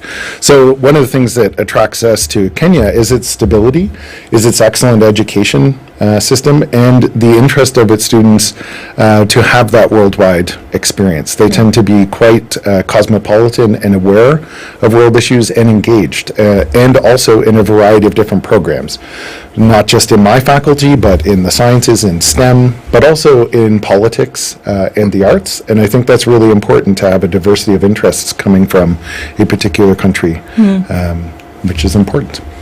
It's interesting to hear that, York University, among others, is, reaching out and saying, come. But then it would seem as though immigration policy from Canada, from a government perspective, is saying, don't come. And it's also saying, don't come with your families. So is there misinformation? Is there miscommunication about what's going on with that? I don't think so. I think that one of the things that universities have been doing for a very long time, for decades, is advocating. And I think one of the things, governments are often very slow and inward looking. And I think that I know our president, as well as other presidents of universities, are advocating for a better understanding of the world as a whole, and also immigration policies that reflect that reality. And so for us, we want to not just be here today for today's students. I would argue, and before COVID, I was arguing as a dean, we should be more present in Africa.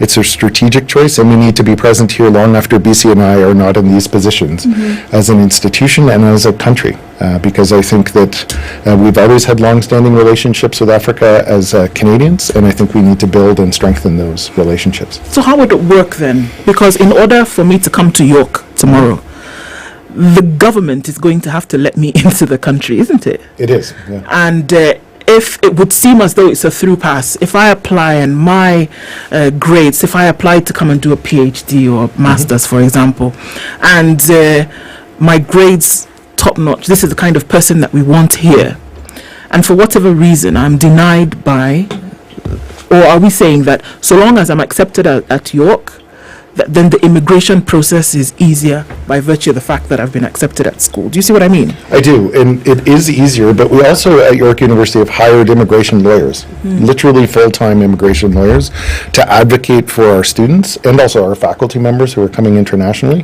because we recognize that the bureaucracy of government, especially if you're coming from elsewhere and don't understand it, I'm a Canadian, I often don't understand the process of the government, but it is to make sure that there's advocacy and presence there. So if you apply, if you are accepted, we have a whole team of people, including in the recruitment office, but also immigration lawyers, our advisors, and we want you to be guided through those steps.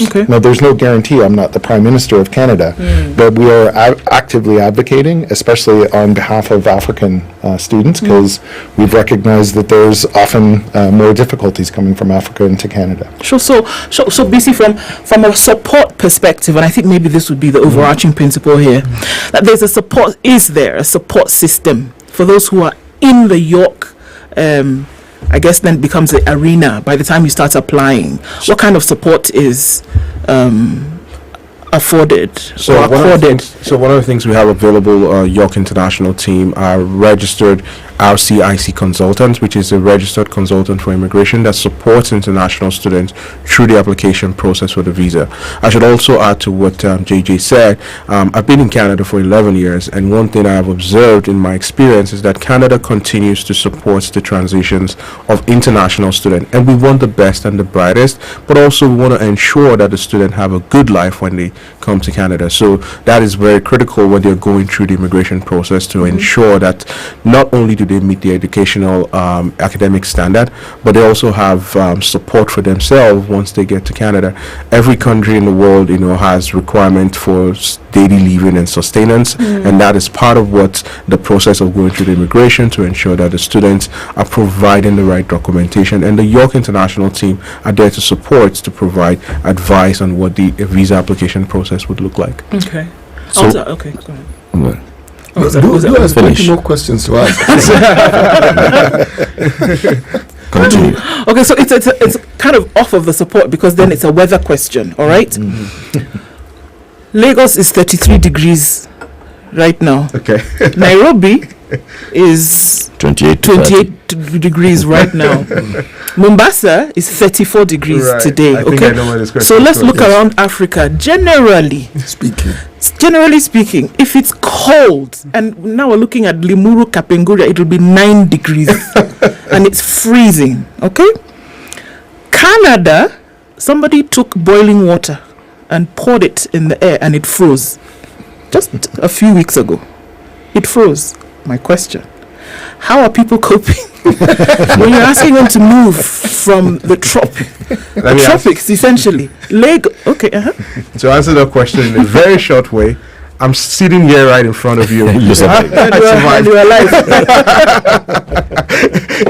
I think you adapt, and that's one of the strengths of humans. We find ways to adapt, and people have been living in this region prior to the invention of some of the things we have today in our world, and Canada continues to reinvent itself. Opportunity continues to grow.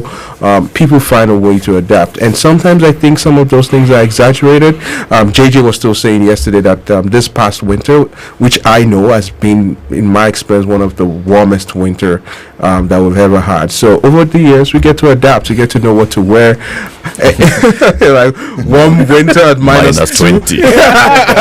Minus 20. But can I add one just quick thing? Is the lovely thing, and a friend of mine who also emigrated from Nigeria was saying this to me just before I left, is we have seasons. And the seasons are so in the summer, it can get up to 40 degrees. It can be very hot. In the spring, it's somewhere between 10 and 20 degrees all the time. And in the winter, it can be cold. But the experience of having those different seasons, he was saying he was taking his kids ice skating and how much he appreciated that experience. So I do think in the world of experience, it's actually a plus. not a minus. A joke intended. There was a day actually, just this past winter, that we experienced the 4 seasons in a day. Yes. It was cold, it was warm, and it rained just in one day. So it's a cool experience. What's the application process? Let's take us through that. First of all, the admission dates and timelines, then how early should you apply? What's that application process? So we do encourage students to apply as early as possible. So application will open for September for next September intake, and our scholarship, our deadline is for February 15th. So for students who are looking to apply to scholarship, we encourage them to apply as soon as possible to the scholarship. Like JJ mentioned, for the housing, international students are guaranteed a spot in the first year as long as they apply by May 1st. So we'll provide that continuous support for international students. And in terms of the application, we expect that by April 1st, students are already turned in the application to study. So during this process, our admissions team will be working through the application and reviewing it on a case-by-case basis. So what happens? You just submit your papers and then you get a response? So all programs, undergrad, masters, and PhD? Yeah, so for the undergrad, I would speak specifically about once they apply and we receive all the required documentation, we would give them about 6 to 8 weeks for them to hear back from us to get a response. Okay. More interview process. Depending on the faculty that they're applying to, some faculty would require supplementary application. It might not be an interview, direct interview. For example, our business faculty of business, Schulich School of Business, which is the top business school in Canada, would require an interview, video interview with the student. For some faculty, they need to submit additional documentation, like a portfolio for our faculty of arts and media. For JJ's faculty, I don't think you require any supplementary application for any program. No, and we have the BCom program as well. So it's just a direct entry. And the one thing that I would say too is once the admissions process has ended in terms of you've applied, you've been accepted, the students are then handed over to the faculties. And we have entire teams of people that meet. We have Zoom meetings right up through to September. We are talking to you all the time about, what are you doing when you come? When are you landing? How do we support you?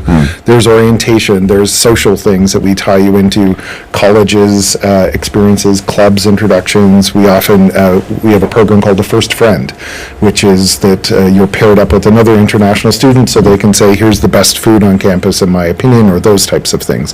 So it's a continual process of support. And it's a personal process. Are you able to do this with each and every student who's put into the application, cycle?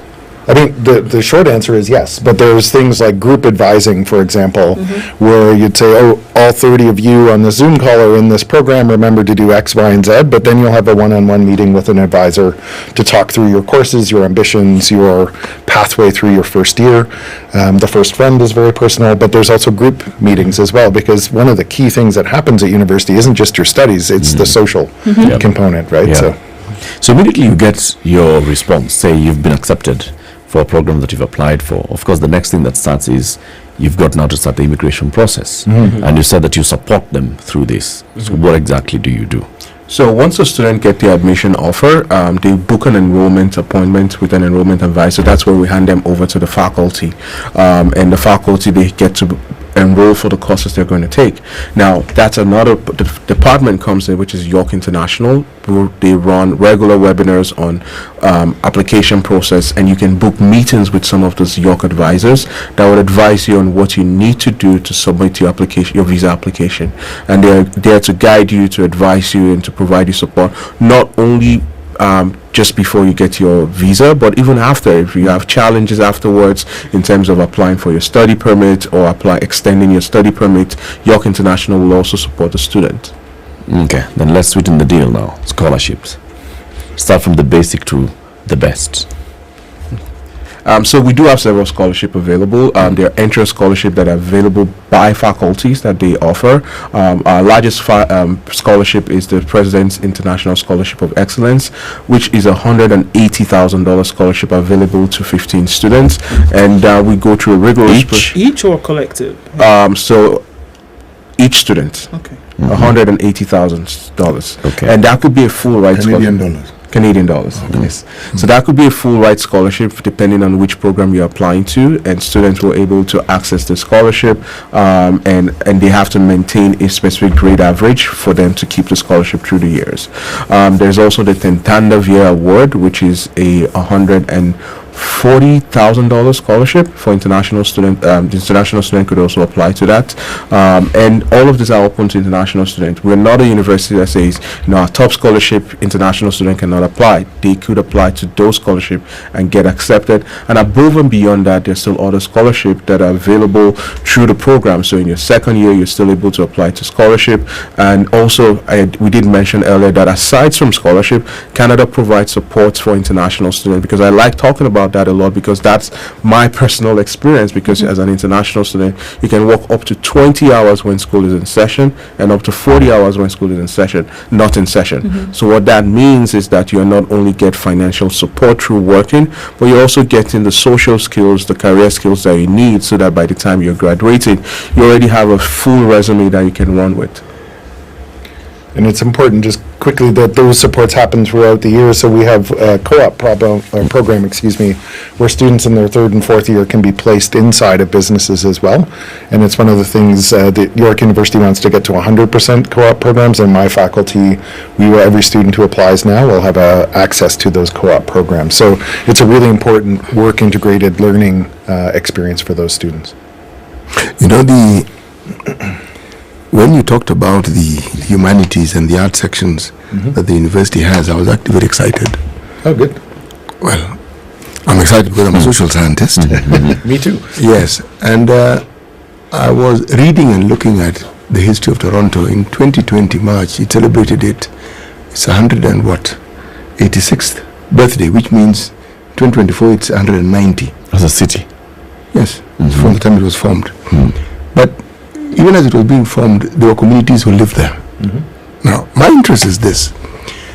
Among the things you teach in a college are languages. How many native languages are taught in that university? That's one. Because the communities still exist. And even the name Toronto is taken from one of the communities that actually lived there. It's a very lengthy name. I was looking at it. Haudenosaunee. Thank you so much. Thank you so much. Say that again. Haudenosaunee. Thank you. See, I was already getting my tongue twisted around this one. Thank you so much. And the word was Toronto, meaning a meeting place. Yes. Now, why I ask this is, if I'm a visitor to a country, I would like to understand how that city treats its native population, the people they found there. It tells me a lot about the people of that particular city and how they would treat me as an outsider who is just now coming and visiting.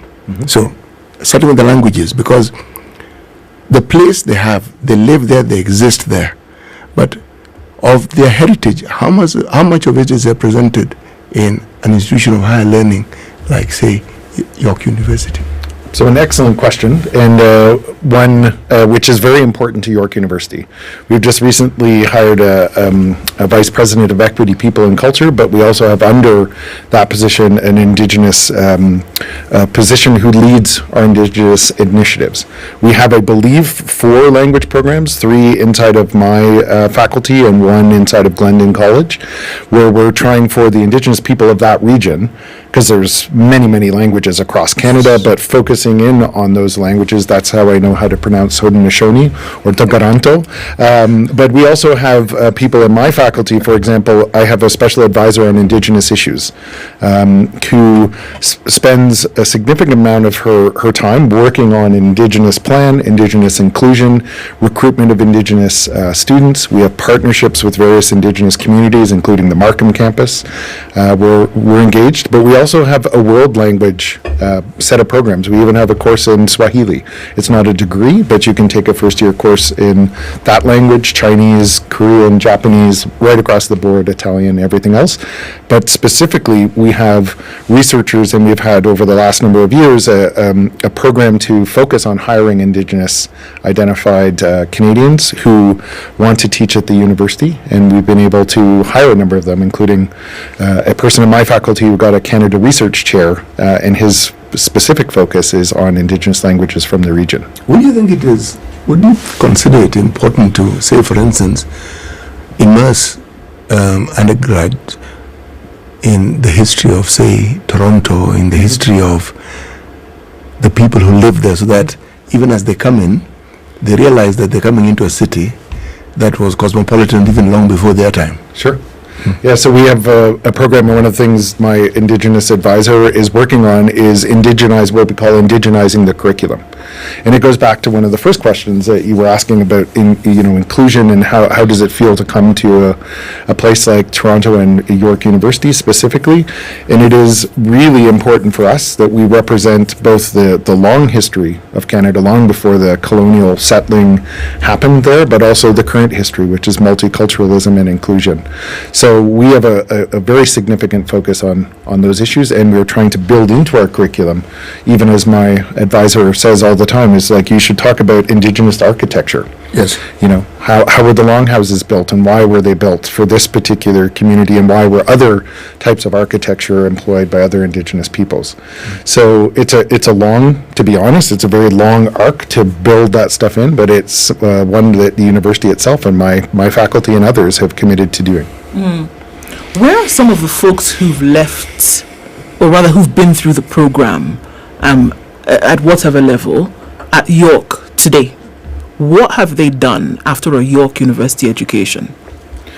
That's incredible. I think we have some now over 300,000 alumni around the world, and we were just last night meeting with a couple of them who are here, and it ranges from working in government to business, working in nonprofit organizations, working on issues of inclusion around the world, but also highly successful graduates who are giving back to the university because of their experiences. Sports, they just work everywhere. 300,000 is a huge number, and they're very international. So, just to add to that, we have an event later tonight to host a student reception for students who have applied and have been admitted to York. And I sent an email out to students from Kenya who are alumni of our program, and I had tremendous responses from alumni who are doing successfully well here in Kenya. They're like, "Oh, I'm coming with my family. I want to attend this event to speak to other students. Really excited about my experience at York, and I want to share that experience." So it's really encouraging to see those numbers and to see people who are doing successfully well in their career to be part of such of an event. How many are you admitting this year? How many are you hosting tonight? So tonight we're expecting about 30 students to be part of this event. So hopefully all of them get to be a future Lion at York. Right. Is it possible for one to transfer the credits from one university to York? Yes, we do accept transfer credits. So for students, that is done after the admission process. The student has been admitted, so they'll be able to look at courses and make sure it aligns with the curriculum, because we don't want them to miss out on any important learning opportunity. So once the course curriculum aligns with the course that we're offering at York, they could get some transfer credit from that. See, sitting. When that question of the indigenous community was answered, I was now satisfied that this York University is a good place. It's a place to go and study. Yeah, because you see the whole experience of being in an institution of higher learning, beyond the educational material that you're supposed to imbue and internalize, there's the experience of who you socialize with and what you socialize with. Now, the history of a place, I think, would be fundamentally in someone settling in and understanding.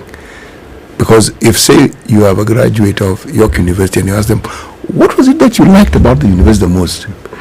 They'll tell you the classes, the interaction. But when somebody understands the history, a lot of what they then experience makes a lot of sense. They can now see, this is this because of this. And so it then gives them an opportunity to decide long term, okay, yes, I've come here to study. Is this a place I'd like to live in? Is this a place I'd like to settle in? And that, for me, gives your educational experience a 360 degree. That is what someone who aspires to study in an institution of higher learning should actually get. Yes. And post-graduation, you said you also support students post-graduation in terms of, trying to immigrate properly and start working in Canada. How do you do this? Well, we have a number of different ways that we do it, right from the inception of a student coming, acclimatizing them, if their desire is, to the Canadian situation. But we have a career center, for example, that we start talking very early. But if you want to stay here, what does that look like? I mentioned the co-op program, but we do experiential education right from the first to the last day of the student being there, so that if their desire is to be placed in a business or institution inside of Canada to stay, those supports are there.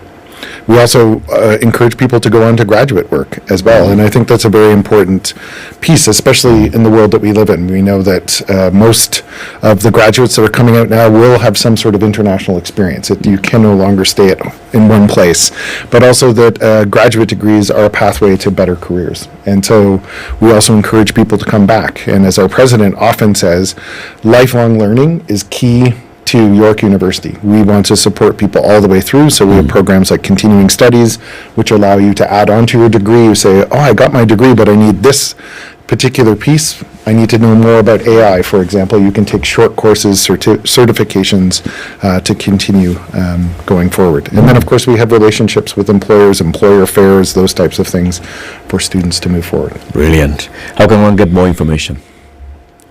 So visiting our website, yorku.ca, they can find more information on our website. And I just also wanted to mention, as part of the conversation around why York it's very supportive of African students. Some of our foremost professors and faculty members are from Africa, and we've been doing a lot of research work in this region. And that, for me as a staff member at York, it's really encouraging to see how much invested York is in our African community, and seeing the investment going into some of the research work in Africa. Just like JJ mentioned here, we're going to be visiting a couple of countries in Africa. It shows how much we're very passionate about this region and supporting the growth here. All right. So again, yorku.ca. So yorku.ca. yorku.ca. Bisi Alawode, Regional Recruitment Manager for Africa, York University, and JJ McMurtry, Dean, Faculty of Liberal Arts and Professional Studies. Thank you very much for joining us. Thank you so much. We hope that you have more and more interactions with you into the future. Thank you. Keep it here for more conversations. It's 9 a.m. Good morning. Spice up your life.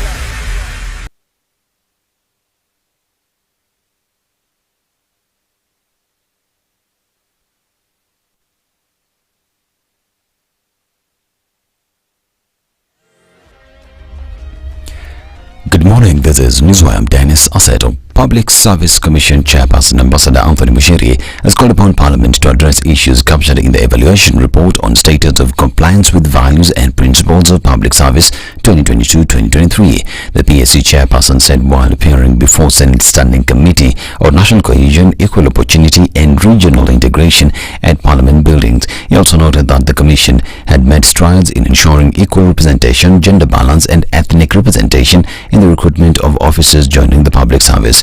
Further, Mushiri added that PSC has continuously evaluated the level of compliance with these national values and principles of public service in Article 10 and 232 of the Constitution, and the evaluation report is submitted to the President and Parliament every year.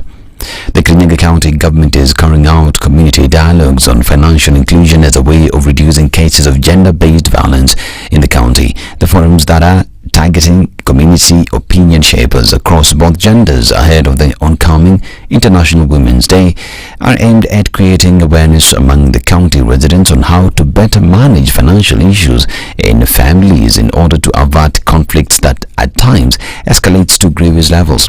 Led by the County Executive Committee member for Gender and Youth, Millicent Nyawira, the forums delved into pressing issues surrounding financial inclusion, property succession, new economic opportunities, and the urgent need to empower and protect women. The incident were the subject of investigation investigations by the Ministry of Transport, with findings revealing the need of enhanced training for the students learning how to fly to enable them handle emergencies. Now, the crash that happened at Wilson Airport, which claimed the lives of a trainee pilot and the instructor, is the latest in what is now emerging as a series of incidents involving the same aircraft and the same pilot training school operations out of Wilson Airport. Now, the aircraft Cessna 172M, serial number 172-65726, is operated by 99's Flying School and registered on August 2nd, 2018. The plane was manufactured in 1976 and it is part of the fleet used in training pilots at the flying school.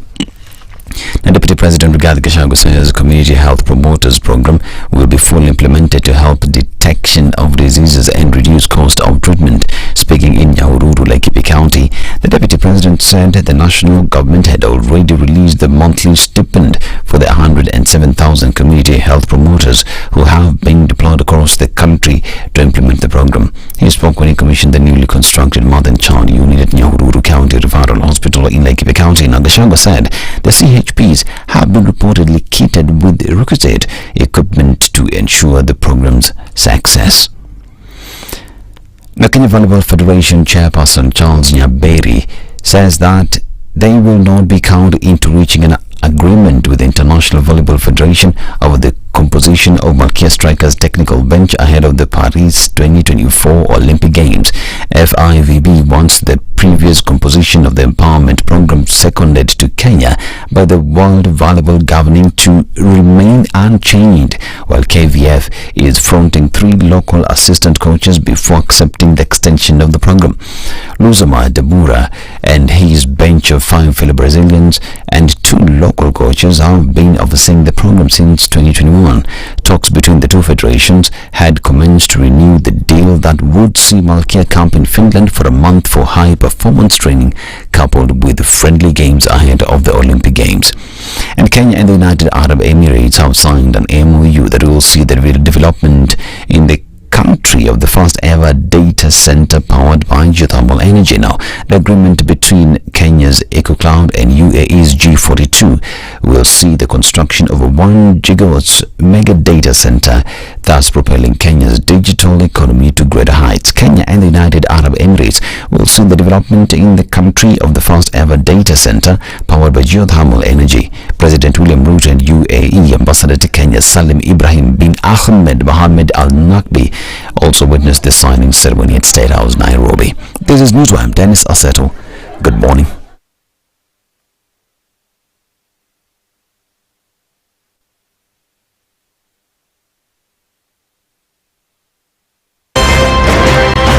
Is critical, but people pay taxes. But then taxation has to have a limit.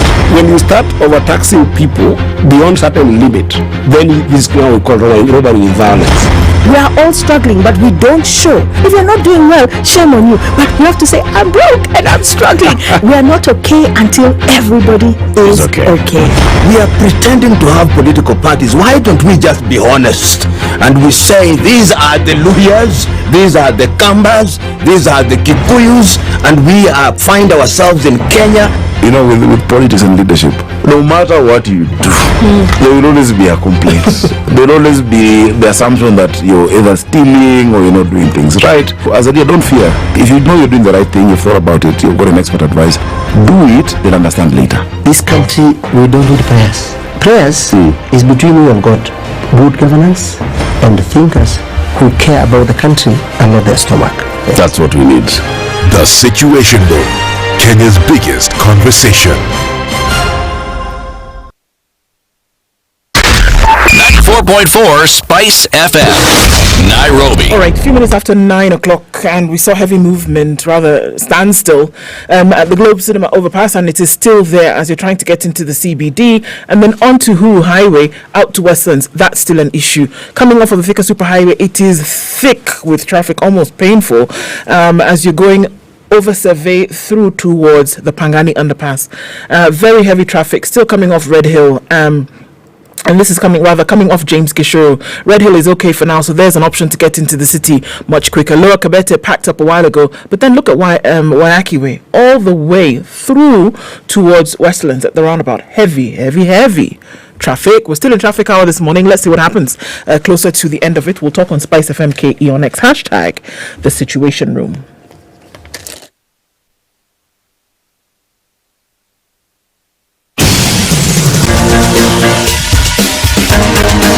This is The Situation Room, the home of hard-hitting political commentary and penetrating insights about the state of the nation. This is a talk radio experience like no other. The Situation Room, a place for hard truths, debates, and elevated conversations. The Situation Room, witty, political, engaging, deep, controversial. In the room, we have C.T. Muga, researcher, academic, seasoned political observer, a fountain of wisdom in these politically uncertain times. Ndu Oko, Nigerian by birth, Kenyan by choice, communications expert, Pan-Africanist, a truth seeker and believer in people power, and Eric Latif, agent provocateur, the man in the chair, seasoned journalist, news hound, a man who believes in punching up, not down. This is the Situation Room, the only way to start the final hour of the Situation Room. Do you plan to go and study abroad in Canada? Do you plan to go and study, work, live in Canada? Well, you need to panga yourself properly, right? If it's going to study in Canada, you need to panga yourself. If it's taking a family member, sponsoring them to go and study in Canada, panga yourself. How old is your son or daughter? Oh, they're 2. They're only 2 years old. You have enough time. Start thinking of their university education now. Talk to icealion.co.ke by just emailing them plan@icealion.co.ke, or you go to their website plan.icealion.co.ke. They say, what's your plan? Come, let's work on your plan together. What's up? The mic was refusing to behave. It's behaving like that. I don't know why, but I've sorted it out. Tell it you have accounts with EcoBank. Imagine. Yeah. And even if you don't want to enter properly, you can sell it and buy a new mic. and you have a plan. Exactly, we can. With very many other people who are onto the EcoBank platform. And here we are saying, you know what, folks, if you have an account with EcoBank today, whether it is a personal account, whether it is a business account, just because you travel, guess what? Your account and everything else travels with you. If you have to move, guess what? It moves with you, and you don't necessarily have to make a change because of the way it has been created. They've realized, you know what? We are so diverse, but we can be the same in the ways in which we do our business, in the way in which we do our banking. So this one platform formed by this banking group has said, wherever you go, it doesn't matter. Nothing has to stop. It'll be like you never left. And as you're into this, it's a better way to do business. It's a better Africa. Kabisa. One of the African countries in this continent of Africa is the African Kingdom of Swatini. And the Wahengas there have very many proverbs that they've come up with over time. Today's proverb, for example, is fear women. Oh no, it's what is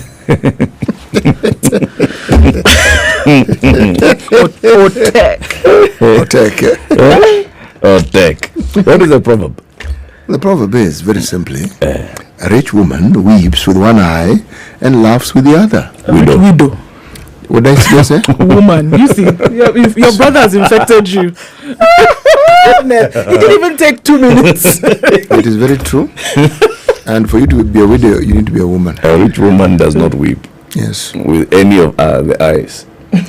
See now, where this guy's going with this thing. A rich widow weeps with one eye and laughs with the other. What do you think, City? What's your interpretation of this one? Why did you pick this particular proverb? You know, help me to ask him a bit. I think that we should actually ask Ndu, but ask Ndu why City. Why is it the proverb? Yes. Well, she normally has ample reasons to explain the things that I say and think. So why not this? Why not? What's different about today? The thing is, what happens when someone loses a loved one and they become a widow. Okay? There's a sense of loss. But amidst that loss, what is it that gives them reassurance? Okay? The reassurance is what now soothes the pain of the loss. Okay? Now that is what is being referred to as laughter with the other eye. It's the at least. There's as I say in Kiswahili, angalau. Yes. Yeah, even though at least. Because now that is what makes the loss bearable. Yeah. That's really the point. Because you think of everything else, they're not being there, what it means, the import.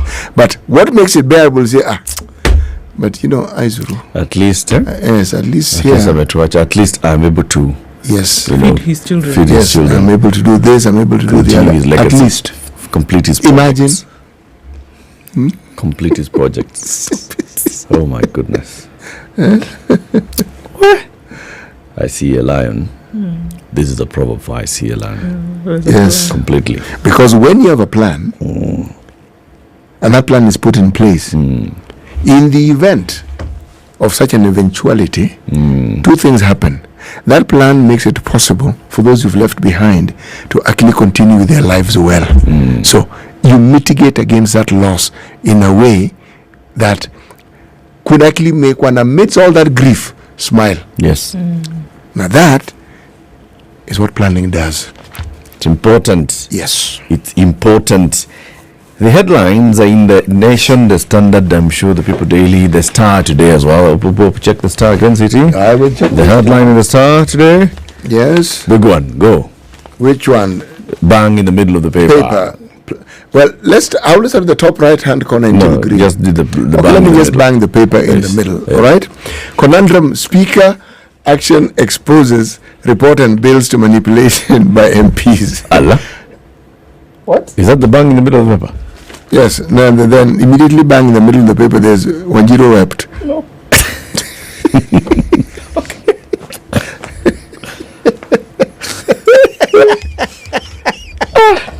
No. This guy is banging. Should we go with the security threat? No. Should we go with the Raila Ruto? No. Should we go with Wanjiro wept? No. Police stations? No. Titles. Bursary beneficiaries? No. Storm over state-built and ethnic-driven union? No. The one that says plan. Plan? To alter Raila Ruto deal sparks. Oh, that's the one that's bang in the middle of the paper. Yeah, that's Forget plan. about those guys. Yeah. The one in the Standard. Bang in the middle of the paper. Bang in the middle of the paper. All out war on alcohol abuse. And the sub there is double-edged. Government unveils a raft of radical measures to fight illicit alcohol and alcoholism. A move applauded by campaigners who want the vice declared a national disaster, but liquor industry stakeholders warn the move would bring the already struggling sector down to its knees. Okay. On the Nation, fighting the bottle. The measures. Deputy President Rigathi Gachagua yesterday suspended all licenses of second-generation alcohol manufacturers and distillers pending fresh vetting and ordered the closure of bars within 300 meters of schools and residential areas as part of 25 new strict rules to curb rampant alcohol abuse in the country. But will the government's renewed war on the menace succeed this time around? How about we look at the measures?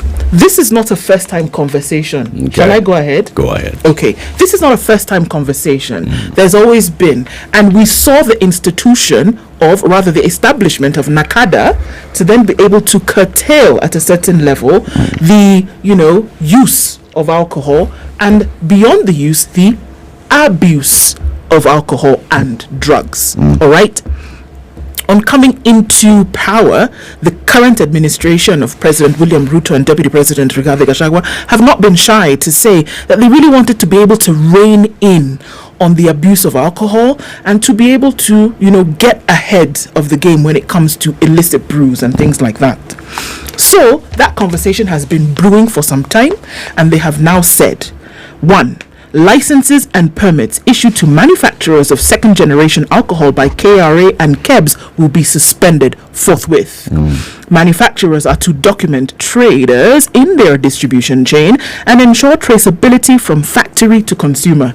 This is going to be interesting, that you should be able to know this particular bottle, bottled here, this number, trace where it went from the point of manufacture all the way to the point of consumption. That is exactly what they're saying. That's possible. It's possible.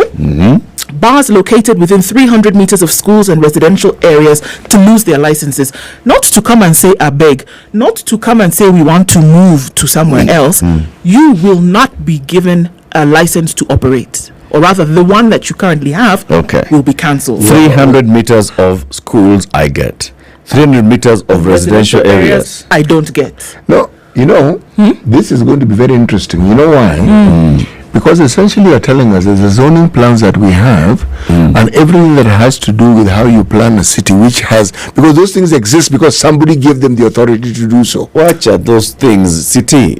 In towns and villages in this country, where is a town and where is a residential area? Exactly. There are people who, you look at Mulolongo here. Yes. Look, just Mulolongo here. Yes. Somebody lives here, the shop is here, the petrol station is here, like sausages. Yes, exactly. So what are you going to say? Only say 300 meters. 300 meters of residential area. Separates the residential area from the commercial area. The commercial area is down. The residential area is on top. So what are you going to do?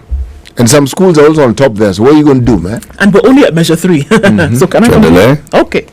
No bars or alcohol outlets shall be allowed to operate beyond the stipulated hours for weekdays and weekends. Why were they being allowed to operate? And who was allowing them to so there's a law already. Exactly. Go on. So we shall enforce the law. We shall enforce the law. Okay. Landlords to be held liable for renting out space for establishment of bars, wines, and spirit outlets in prohibited areas. Okay. This is a 3-layered So first of all, you rent out your place to people who out.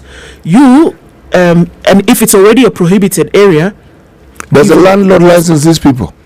He doesn't license, he just rents out the place. What you want to do with it after is not his birthday.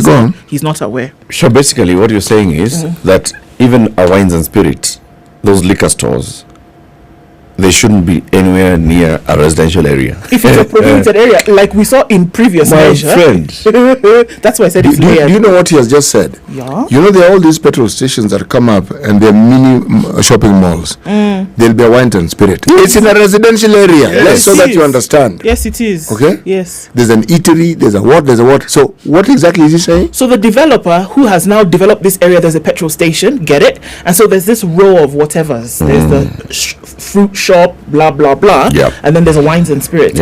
It's next to a residential area. They're saying this particular landlord now who's renting out, you cannot, first of all, the area is prohibited for the sale of alcohol and whatever. You cannot rent out. Now even you, it's prohibited. You can also be if it was prohibited, why did they build it in the place? Why did they even license it in the first place? So or is this the sort of prohibition that comes after you develop? So a bar, okay, so people sitting there drinking, blah blah blah.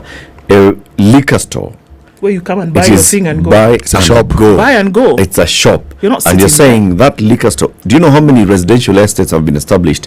And let's talk about this one that does developments constantly.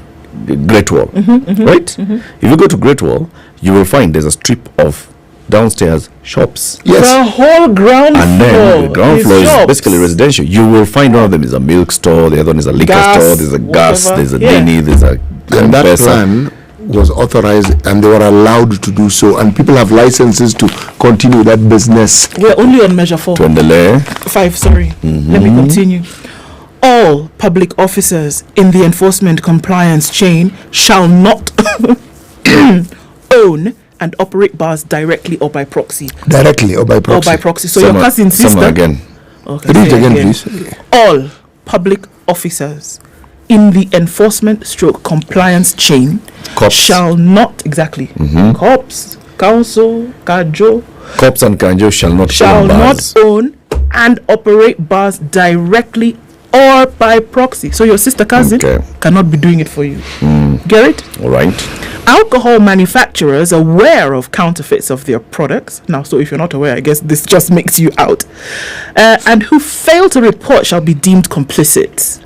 Shall I say that again? Yep. Alcohol manufacturers aware of counterfeits of their products and who fail to report shall be deemed complicit. This is like assuming the manufacturer is counterfeiting his own product. So if you are aware that your thing is illicit, I mean, it's the next obvious thing. It's a no-brainer. If I am aware that I am producing this thing and somebody has counterfeited it out there, right? See, the next thing I want to do is report. Yes. So that guy is shut down. Yes, no, because now you're saying that I will be arrested because I did not work? Because you were aware that it was. How will you even know I was aware? So now the thing, if you are not aware, then we excuse you. Abi. All vehicles and buildings used in storage, manufacture and trafficking of illegal drugs, illicit brews and alcohol will be seized and deemed to be government property.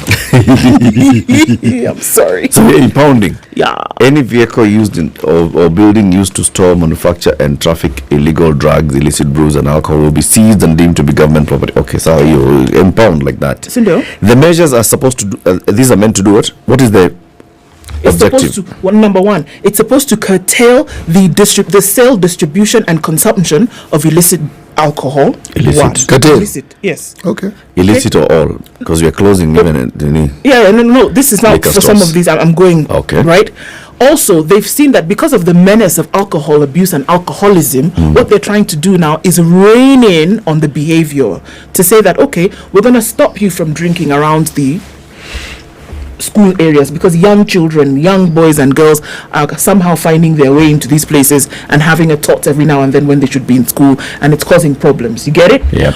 And also it's around the residential area. We still face the same problem where younger people who don't have a total command of their, behavior will also get into this problem. So they've seen the effects of alcohol abuse and alcoholism in society today, and they're saying that this raft of measures essentially is going to tone down those numbers. Do you see? What are we dealing? And that's I'm asking the objective. Let's start with the problem. Okay, What is the problem? Is the problem sale of is a problem proliferation of illicit alcohol? Can I tell you? Okay. The measures which are part of 25 strict rules to curb rampant alcohol abuse were announced by the Deputy President, and that is the first. So the issue here is of rampant alcohol abuse. That's the problem. Alcohol abuse and addiction. Yes. Right? Yes. This is the issue. Yes. It is the addiction part. Yes. Also, they want to rid the country of illicit drinks. Okay. So it's two-pronged. Okay. So, first of all, remove the illicits from the market. No, not first. First of all, make sure that no more people are getting addicted and hooked to the bottle. Yes. Or the drink in whatever form, whether it's in a cup or whatever. And then secondly, make sure that we do not have illegal drinks in the country. And we define illicit by, the other day we were told here by the manufacturer guys, we were told illicit is illegal, not considered legal by the law. Even illicit can be the process through which you distilled it, and it can be illicit, and there's absolutely nothing wrong with the drink. So the first thing we're saying is that not recognized as alcoholic drink by law. Yeah. Right? Fit for human consumption. Yeah. The second thing is that this thing is counterfeit. That is also illicit. Yes. Okay?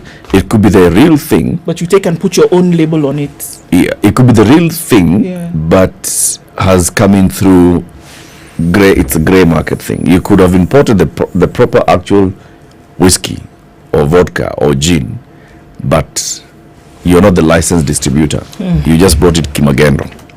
The other one could be the Kariobangi things. You've gone and made your own thing there. You've taken my label and branded it. Yes. As this known drink, and yet it's not what it is, right? Yeah. Those are the illicits.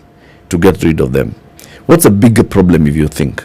Is the bigger problem that we are dealing with what Rigathi Gachagua, the Deputy President, has been talking about? It's the fact that more and more people are hooked to alcohol. Right? It's a challenge in the society that we have many people who wake up in the morning and they cannot function without having touched a drink or a drug. Okay. Right? The why question. Now, do you address that by saying we are going to cut their source of a drink? Because listen, they're We do addicted, not they're gonna find have it. pubs. We do not have shops that sell cocaine in this country. But people are on the street. We don't have shops that are, Sell bangi. selling a bangi. But we have drug abuse in this country. And you cannot say it's because, we license very many of these bangi shops, left, right, and center. And many of these, anywhere you can just go and buy a syringe and then you buy the thing and then you inject yourself and you go home. It's not because of that, but we have an addiction problem. How do we address the addiction problem? This is not Why do we addressing have an addiction addiction problem And I in the think first that place? is the thing, because it's really layered here. Look, it's like taking a hammer it's like taking a bulldozer to a mosquito here. That you want to come in with some force that you think is going to actually solve the problem, but that is not the issue that you actually should be dealing with. Like you said, why does the black market exist, for example? Because if somebody wants to get it, guess what? Because of the demand. They will get it. I read a story just the other day of a lady who sold her daughter for 20,000 rand in order to get a hit of heroin. One hit. So they'll find it if they need to find it. Are we dealing with the addiction problem? Why are folks getting addicted? What is the mental state, for example, of people in a nation who have to run to drugs or alcohol to be able to cope with issues? What's happening in that nation? What's happening? Yep. We are not addressing. Are people drinking or are people drinking and not getting addicted? Yes.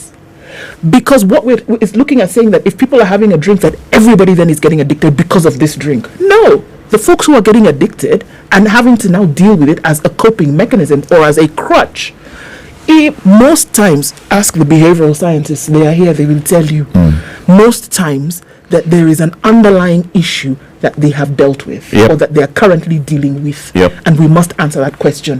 When we see groups and communities of people going to the drink at 11 o'clock in the morning, they should be doing something else. But they're not. But they are not. Why are they not? Is it because there is no availability?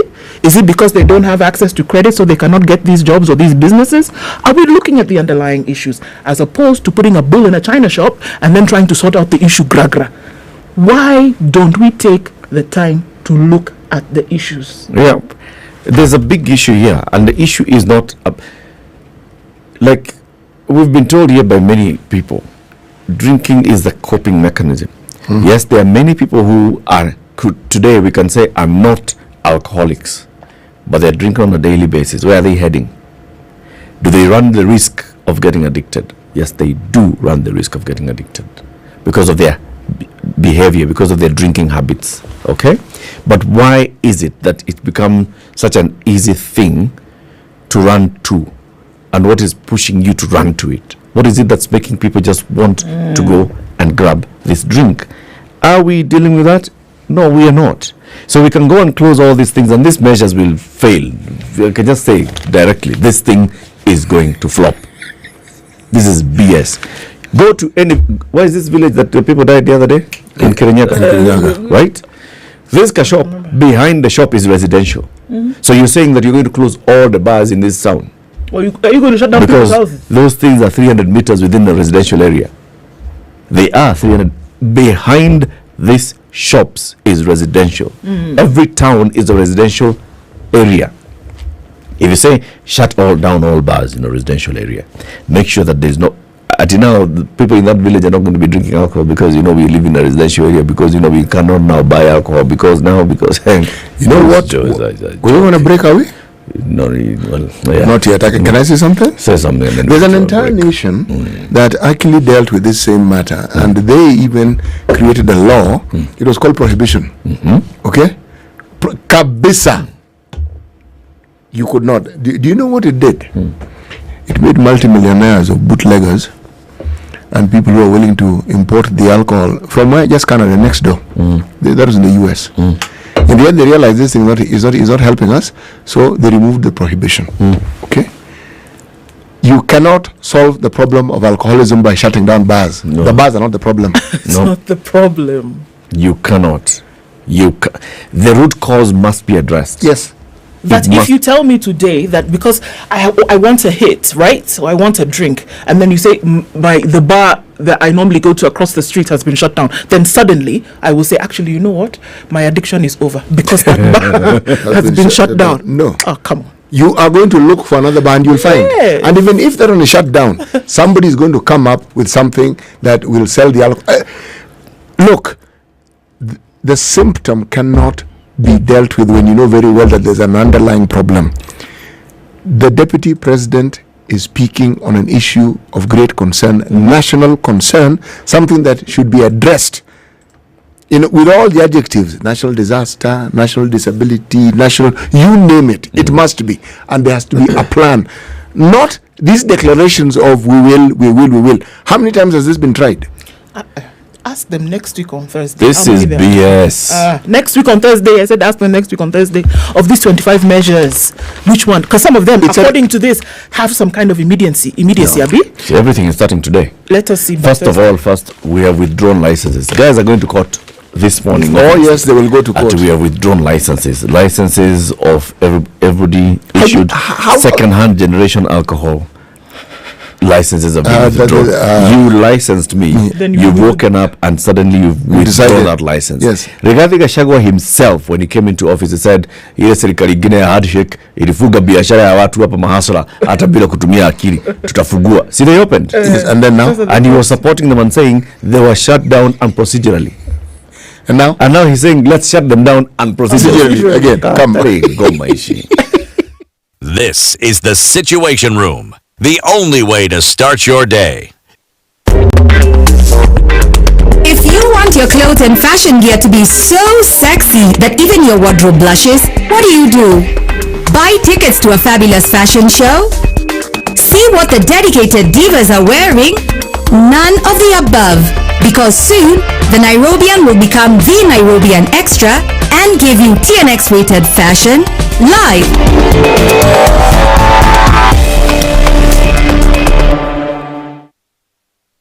Some very nice mature music. You need to be back to my days and I can just free up and enjoy the vibes.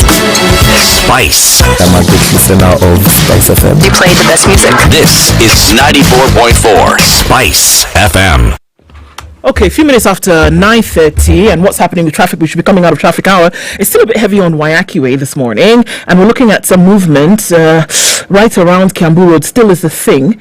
Also, coming off of Thika Superhighway, we're fine. Imagine all the way fine until you get to Moranga Road, and then there's still traffic on that overpass. State House Road, hey, what's going on? A lot of traffic here today. Landis Road is jam-packed from the City Stadium roundabout all the way to Kamkunji at the roundabout, so that is still doing the thing. We're keeping an eye on it through the morning. Talk to us, SpiceFMKE on X, hashtag The Situation Room.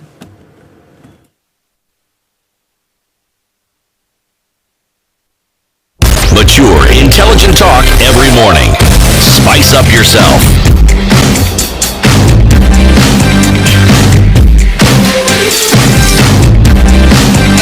Mornings done right. 94.4 Spice FM, Nairobi. National Security Council has given clear and unequivocal instructions to us that the matter of drug and substance abuse has reached alarming proportions and is a serious threat to our national security. The government has decided that this matter has to be dealt with as an existential threat to the Republic because of what poison disguised as alcohol has done to our people. These are not my words. These are the words of the Deputy President of the Republic, Rigathi Gachagua. There's a new policy direction that failure, you will no longer be transferred to another county where officers have failed to perform their duties by acts of omission or commission. They'll no longer be transferred to other counties because that is essentially transferring failures. Failure.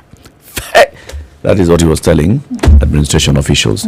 From today henceforth, we are taking adequate measures to deal with this problem and menace of alcohol and substance abuse and addiction once and for all. And the way we're going to do it is we are going to shut down bars, we are going to shut down the people that we have licensed to do business, and we're calling them second generation alcohol manufacturers, and we have given them KEBS certification. KEBS, that means that they have met standards. Okay? Yes. KEBS means that you have taken your product, it has been tested by the Kenya Bureau of Standards, it has been found to meet the standards. You've been given the KEBS certification and sticker, and you've placed it there. You've been given a KRA sticker, you've placed it there. You are paying duty.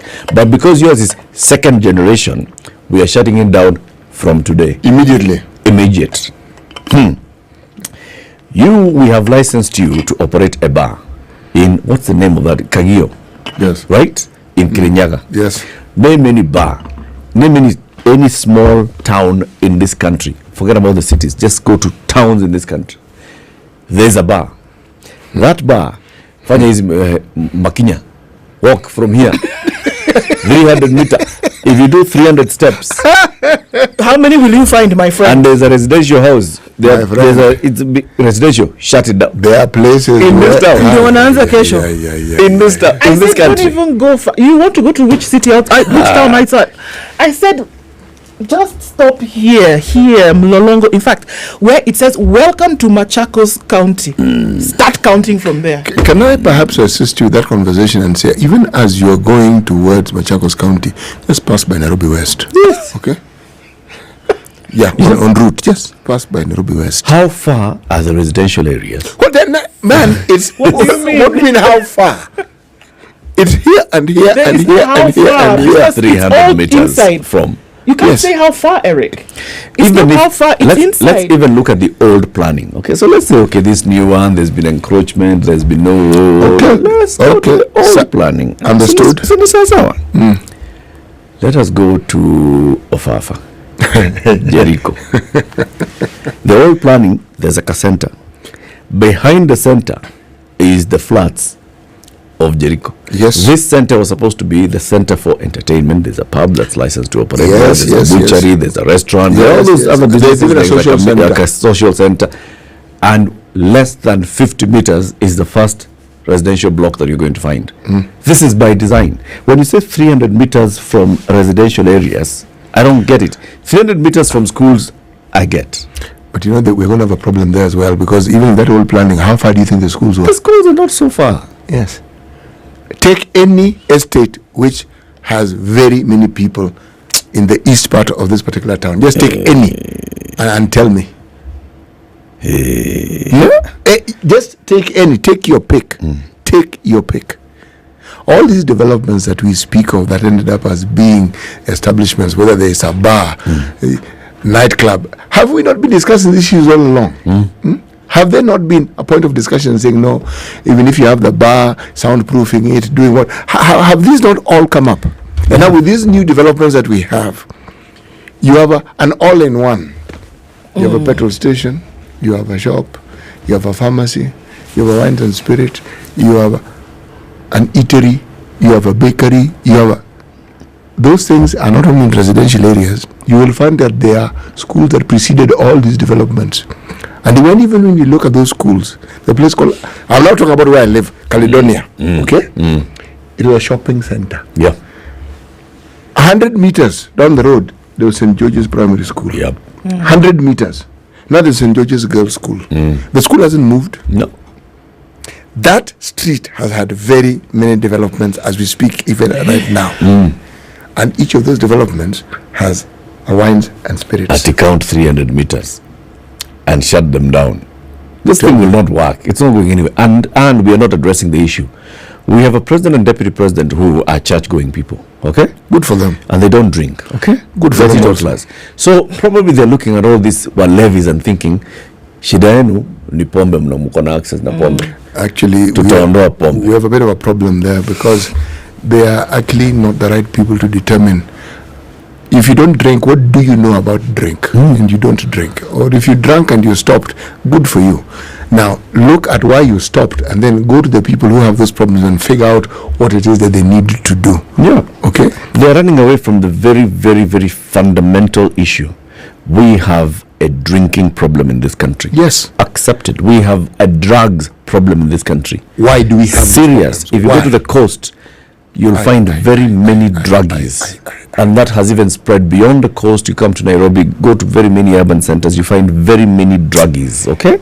Guys who are just, they cannot survive without these proper drugs Eric, the issue of drugs. We don't have any import permit. At KRA is making money from Colombia, high grade cocaine that comes in. There's no arrangement. Nothing. But it's available. It's available to these people. And it has gone into working spaces. Badly. Grown-ups, people even with responsibilities who are either hooked to either alcohol, because that's a drug as well, to the bangies, the cocaines, and whatever speed-related, whatever inducing concoctions that masquerade as drugs. All these things are there. We have that problem, and it can't be addressed by these measures. It can't. We need to understand that there is a problem and the nature of it. Other people have admitted they have the problem. That's why they're trying. They have ways of dealing with it.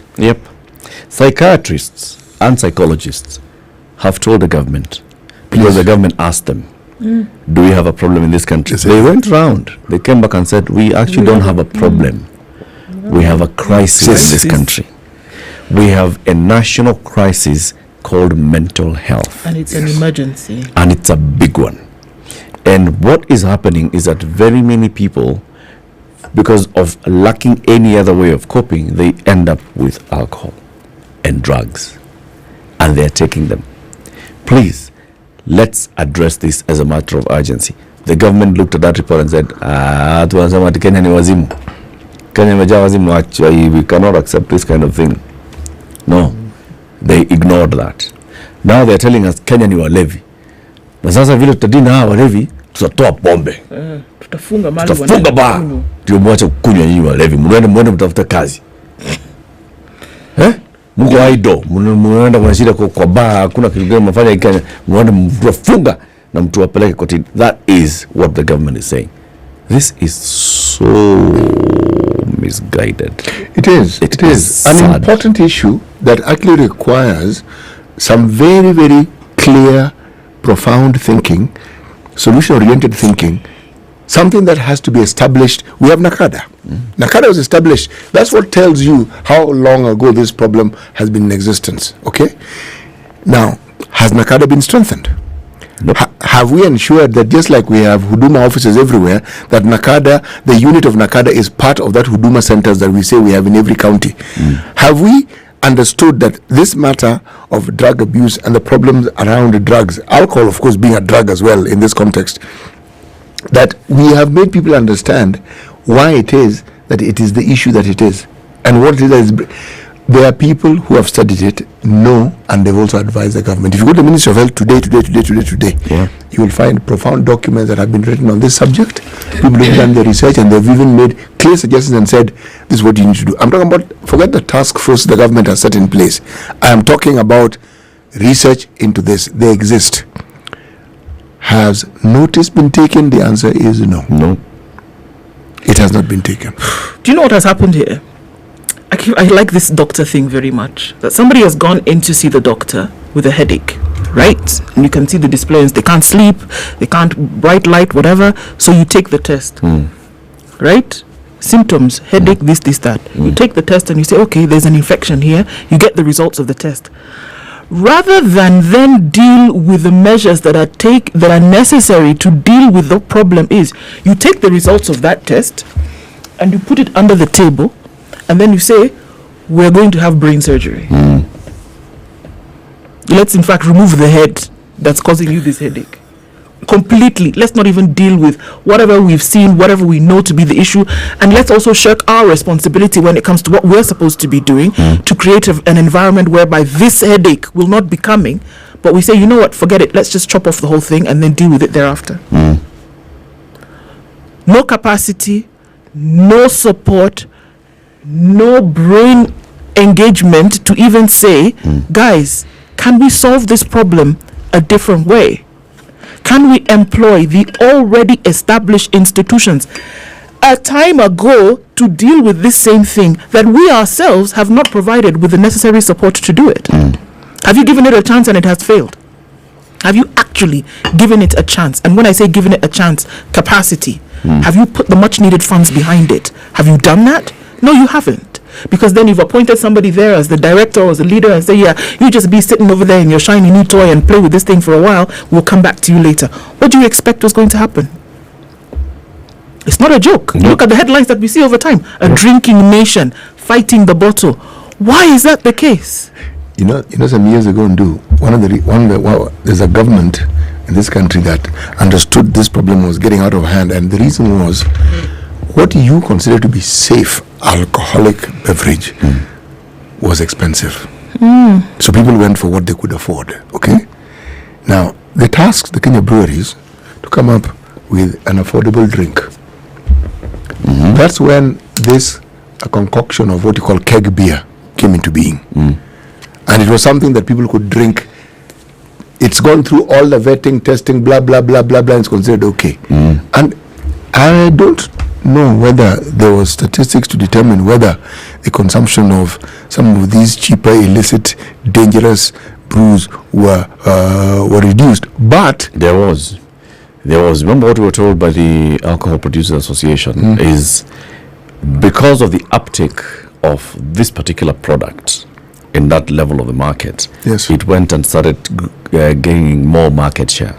Yes. If there's market share, it means that you are actually more people are consuming it. More people are consuming it. That means that people who are consuming the alternative are now consuming this one here, safer one, right? Yes. The volumes that EABL and KBL were moving on this and was colossal, high. Yes. And then taxation came in. Right? Yes. So there's now started making it even more prohibitive for people to access it. Yes. So they've taken us back to factory settings, haven't they? Progress has been made instead of understanding that this is not just a drink. This is an economic activity that is helping the economy, and the safety measures involved in this particular drink are guaranteed. Okay? You see, excessive consumption of almost anything is harmful to you. Okay? Even water. Even, that's why I said everything. Okay? Now, I don't know what it is that those who join the political class feel they must do in order to be relevant. You choose a topic such as this one, which is really very important. This issue is really, really serious. But the angle that is now given now waters down the very, very seriousness with which this matter should actually be managed and handled. That's the thing. I don't know why the government is so afraid of confronting this particular matter. There's a mental health crisis in this country. And it's manifesting itself with the number of people that we are seeing getting hooked into drugs and alcohol. Yes. That's their coping mechanism. We can now see, and you can see this is what's leading them here. How do we make sure that we avoid more people heading that way? Okay, you can remove access to this coping mechanism. Okay, but what are you doing? When you remove it, what do you think happened? You think it's gone? You have not addressed the issue. It'll reappear elsewhere. Yes. And in a different form. The form that they are closing can be controlled, can be managed. Yep. Okay? Now, when you then shut those down, those who wish to consume it will continue consuming. But now they're going to be consuming things that you have no control over, whose safety you do not understand. Let's even say that you have actually removed access to this coping mechanism. They still need to cope. The person who's going for this thing was not going for it because they like the taste of alcohol, because it was something. It's what it does for them. It's what alcohol does for them. So if you remove it, they still need to run into something. What are they going to? So what alternative do you think they're going to go to? Yeah. Or what have you now ushered them? In what direction have you now taken? Where will those people start heading? Because where they were, you know. You even know where they go to. You see, you have a situation that was and can be managed. And the alternatives are provided. That is one of the reasons why governments set up processes by which it's already legislated, you ensure that what people consume is something that is fit for human consumption. Okay? Now, how we strengthen that particular area so that all these people who are producing, God alone knows what it is. I told, look, folks, you don't need to go this route. You can still sell your stuff, but it's how you go about it. Okay. We know that is not where we are right now. Okay. There are industries in this country that are now huge. If you look at the way they started their business, they started producing these alternative alcoholic beverages in small quantities, and they grew. It couldn't have grown if the demand wasn't there. Somebody's buying it now. Yeah. It couldn't have grown. Yep. So now they have grown. Now that they have grown, have they grown to the point where they can also compete with what you call the normalized beverages as well? I wonder, and I think, look, and that's why measures like these, unfortunately, are not based on qualitative and quantitative research, unfortunately. My question is, and I wonder if there are numbers, that those who suffer alcoholism or are abusers of alcohol, are they in the majority of those who consume alcohol? I would venture to say no. They're not. I mean, just the top of my head, I'd have to look at numbers. No. But I would venture as well to say that they're not. So we're dealing with numbers in the minority. And what does that mean? That there is adequate space to find out what the root cause is. I think I want to differ with you. I think it's possible that it could be half or even more. That those who are abusing alcohol are in the majority of those who consume it. Yes. If you look at the alcohol and the alcoholism problem in Mount Kenya, for example, right? And you go into those villages and you look at the people that you will meet who are high at 10 in the morning. Like right now? Yes. Very many. If you go into any establishment that you'll find open at those legal opening hours and the illegal opening hours, and you look at those people, they're not just drinking for recreation. They're high. They don't want to get high instant. They're not drinking for it's not that those ones of Bada ya Kazi, one for the road or just to unwind. No. And it's high in number. It's very, very high numbers. And that's why you see this. When you see the number of people, for example, who die, when you hear there's some alcohol poisoning and you look at the number, it's not 2 people, 3 people who die. No. The number of people who die, it's a double-digit number. It tells you something. Those are not people who have just gone there. It's people who, that's what they do. It's a daily drinking habit. It's an hourly drinking habit. It's a very regular drinking habit. But Eric, what it also tells you is that those particular beverages are addictive in and of themselves. Yes. The way they are produced, because these are people who, it's like they must go. What is it about the content of this? Now, that's what regulators do to ensure that whatever it is that would drive you or pull you or enslave you into that addiction is reduced, if not removed. Okay? Because there are people who've consumed alcohol for the longest time, and they would not claim to be addicted, neither would they claim to be. I'm not talking about those who have the disease of alcoholism, because an alcoholic is someone who actually has a disposition that cannot understand or break down alcohol the way other people can. So for them, it's a disease. It doesn't matter how much they consume, they're going to have a problem.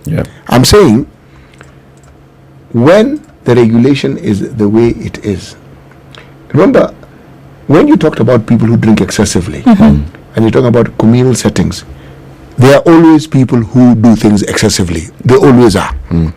But part of the reason why many communities did not move or shy away or did not demonize alcoholic beverages was because, one, the person who made it was known.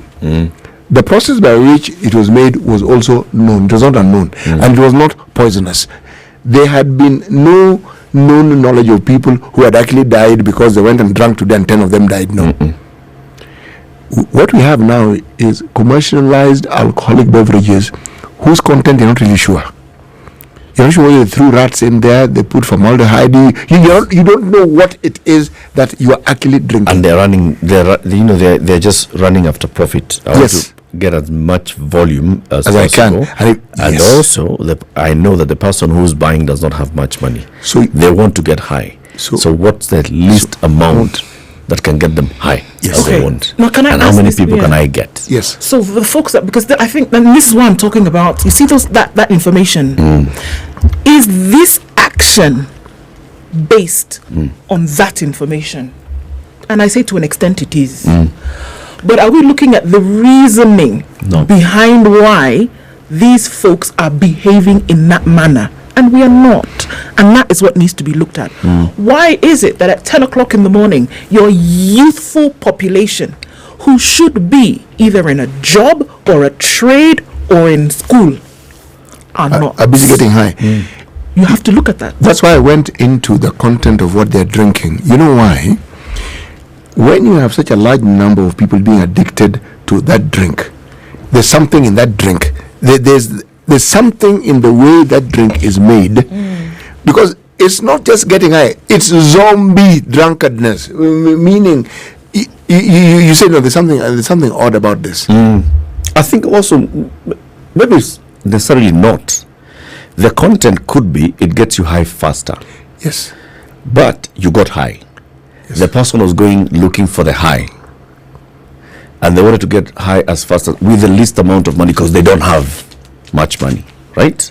So that is addressing that. They'll buy a mzinga, they'll lalisha the mzinga on the table, but they'll finish that mzinga, they'll go home, and every day those people have a problem. They're buying a legitimate drink, but every day this person is consuming a quarter by themselves daily. This person has a problem. That person, and we have very many of them. That person has a dependency. Yes. And we have very many of them. Dependency is there. In fact, when you find someone finding excuses for that dependency, there is no greater sign that that dependency exists. And what is that? You know, I don't know. Politics is all good and well. And politics could be the avenue through which you solve such problems. But when you politicize the problem and you sugarcoat it and you then window dress it, instead of actually getting the heart of the matter and say, look, this conversation, and given the information we have, can we go about following what was determined by experts who understand how these things should be done? And let's look at the steps that we must take in order to deal with this. It needs a better addressing. And I think my parting shot would be, government has a report that was produced by a task force appointed by government that told the government that over half of this country is in mental illness, one form or another. Activated. Completely.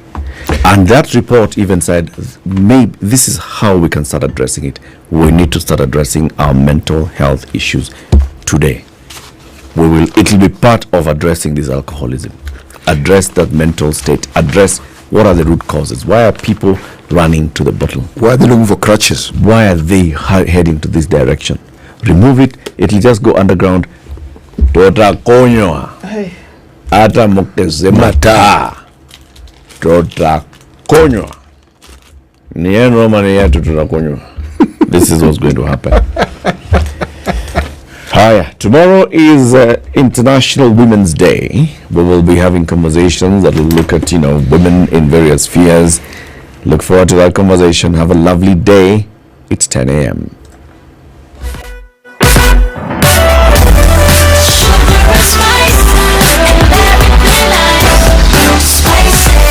Spice up your life.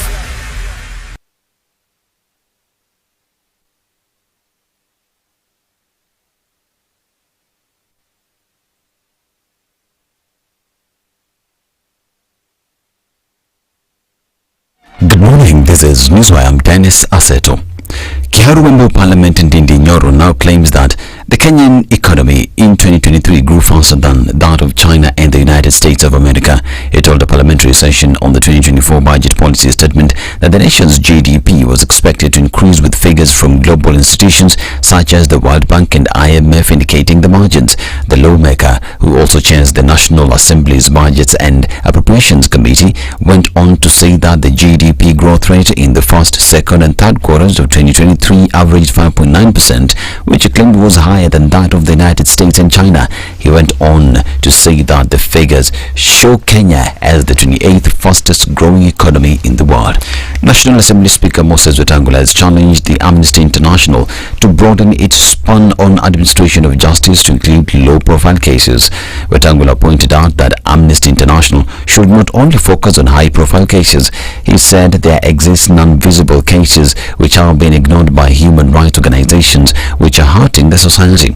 The speaker made the remarks when he met a team from Amnesty International in his office at Parliament buildings. The team was led by Executive Director Houghton Irungu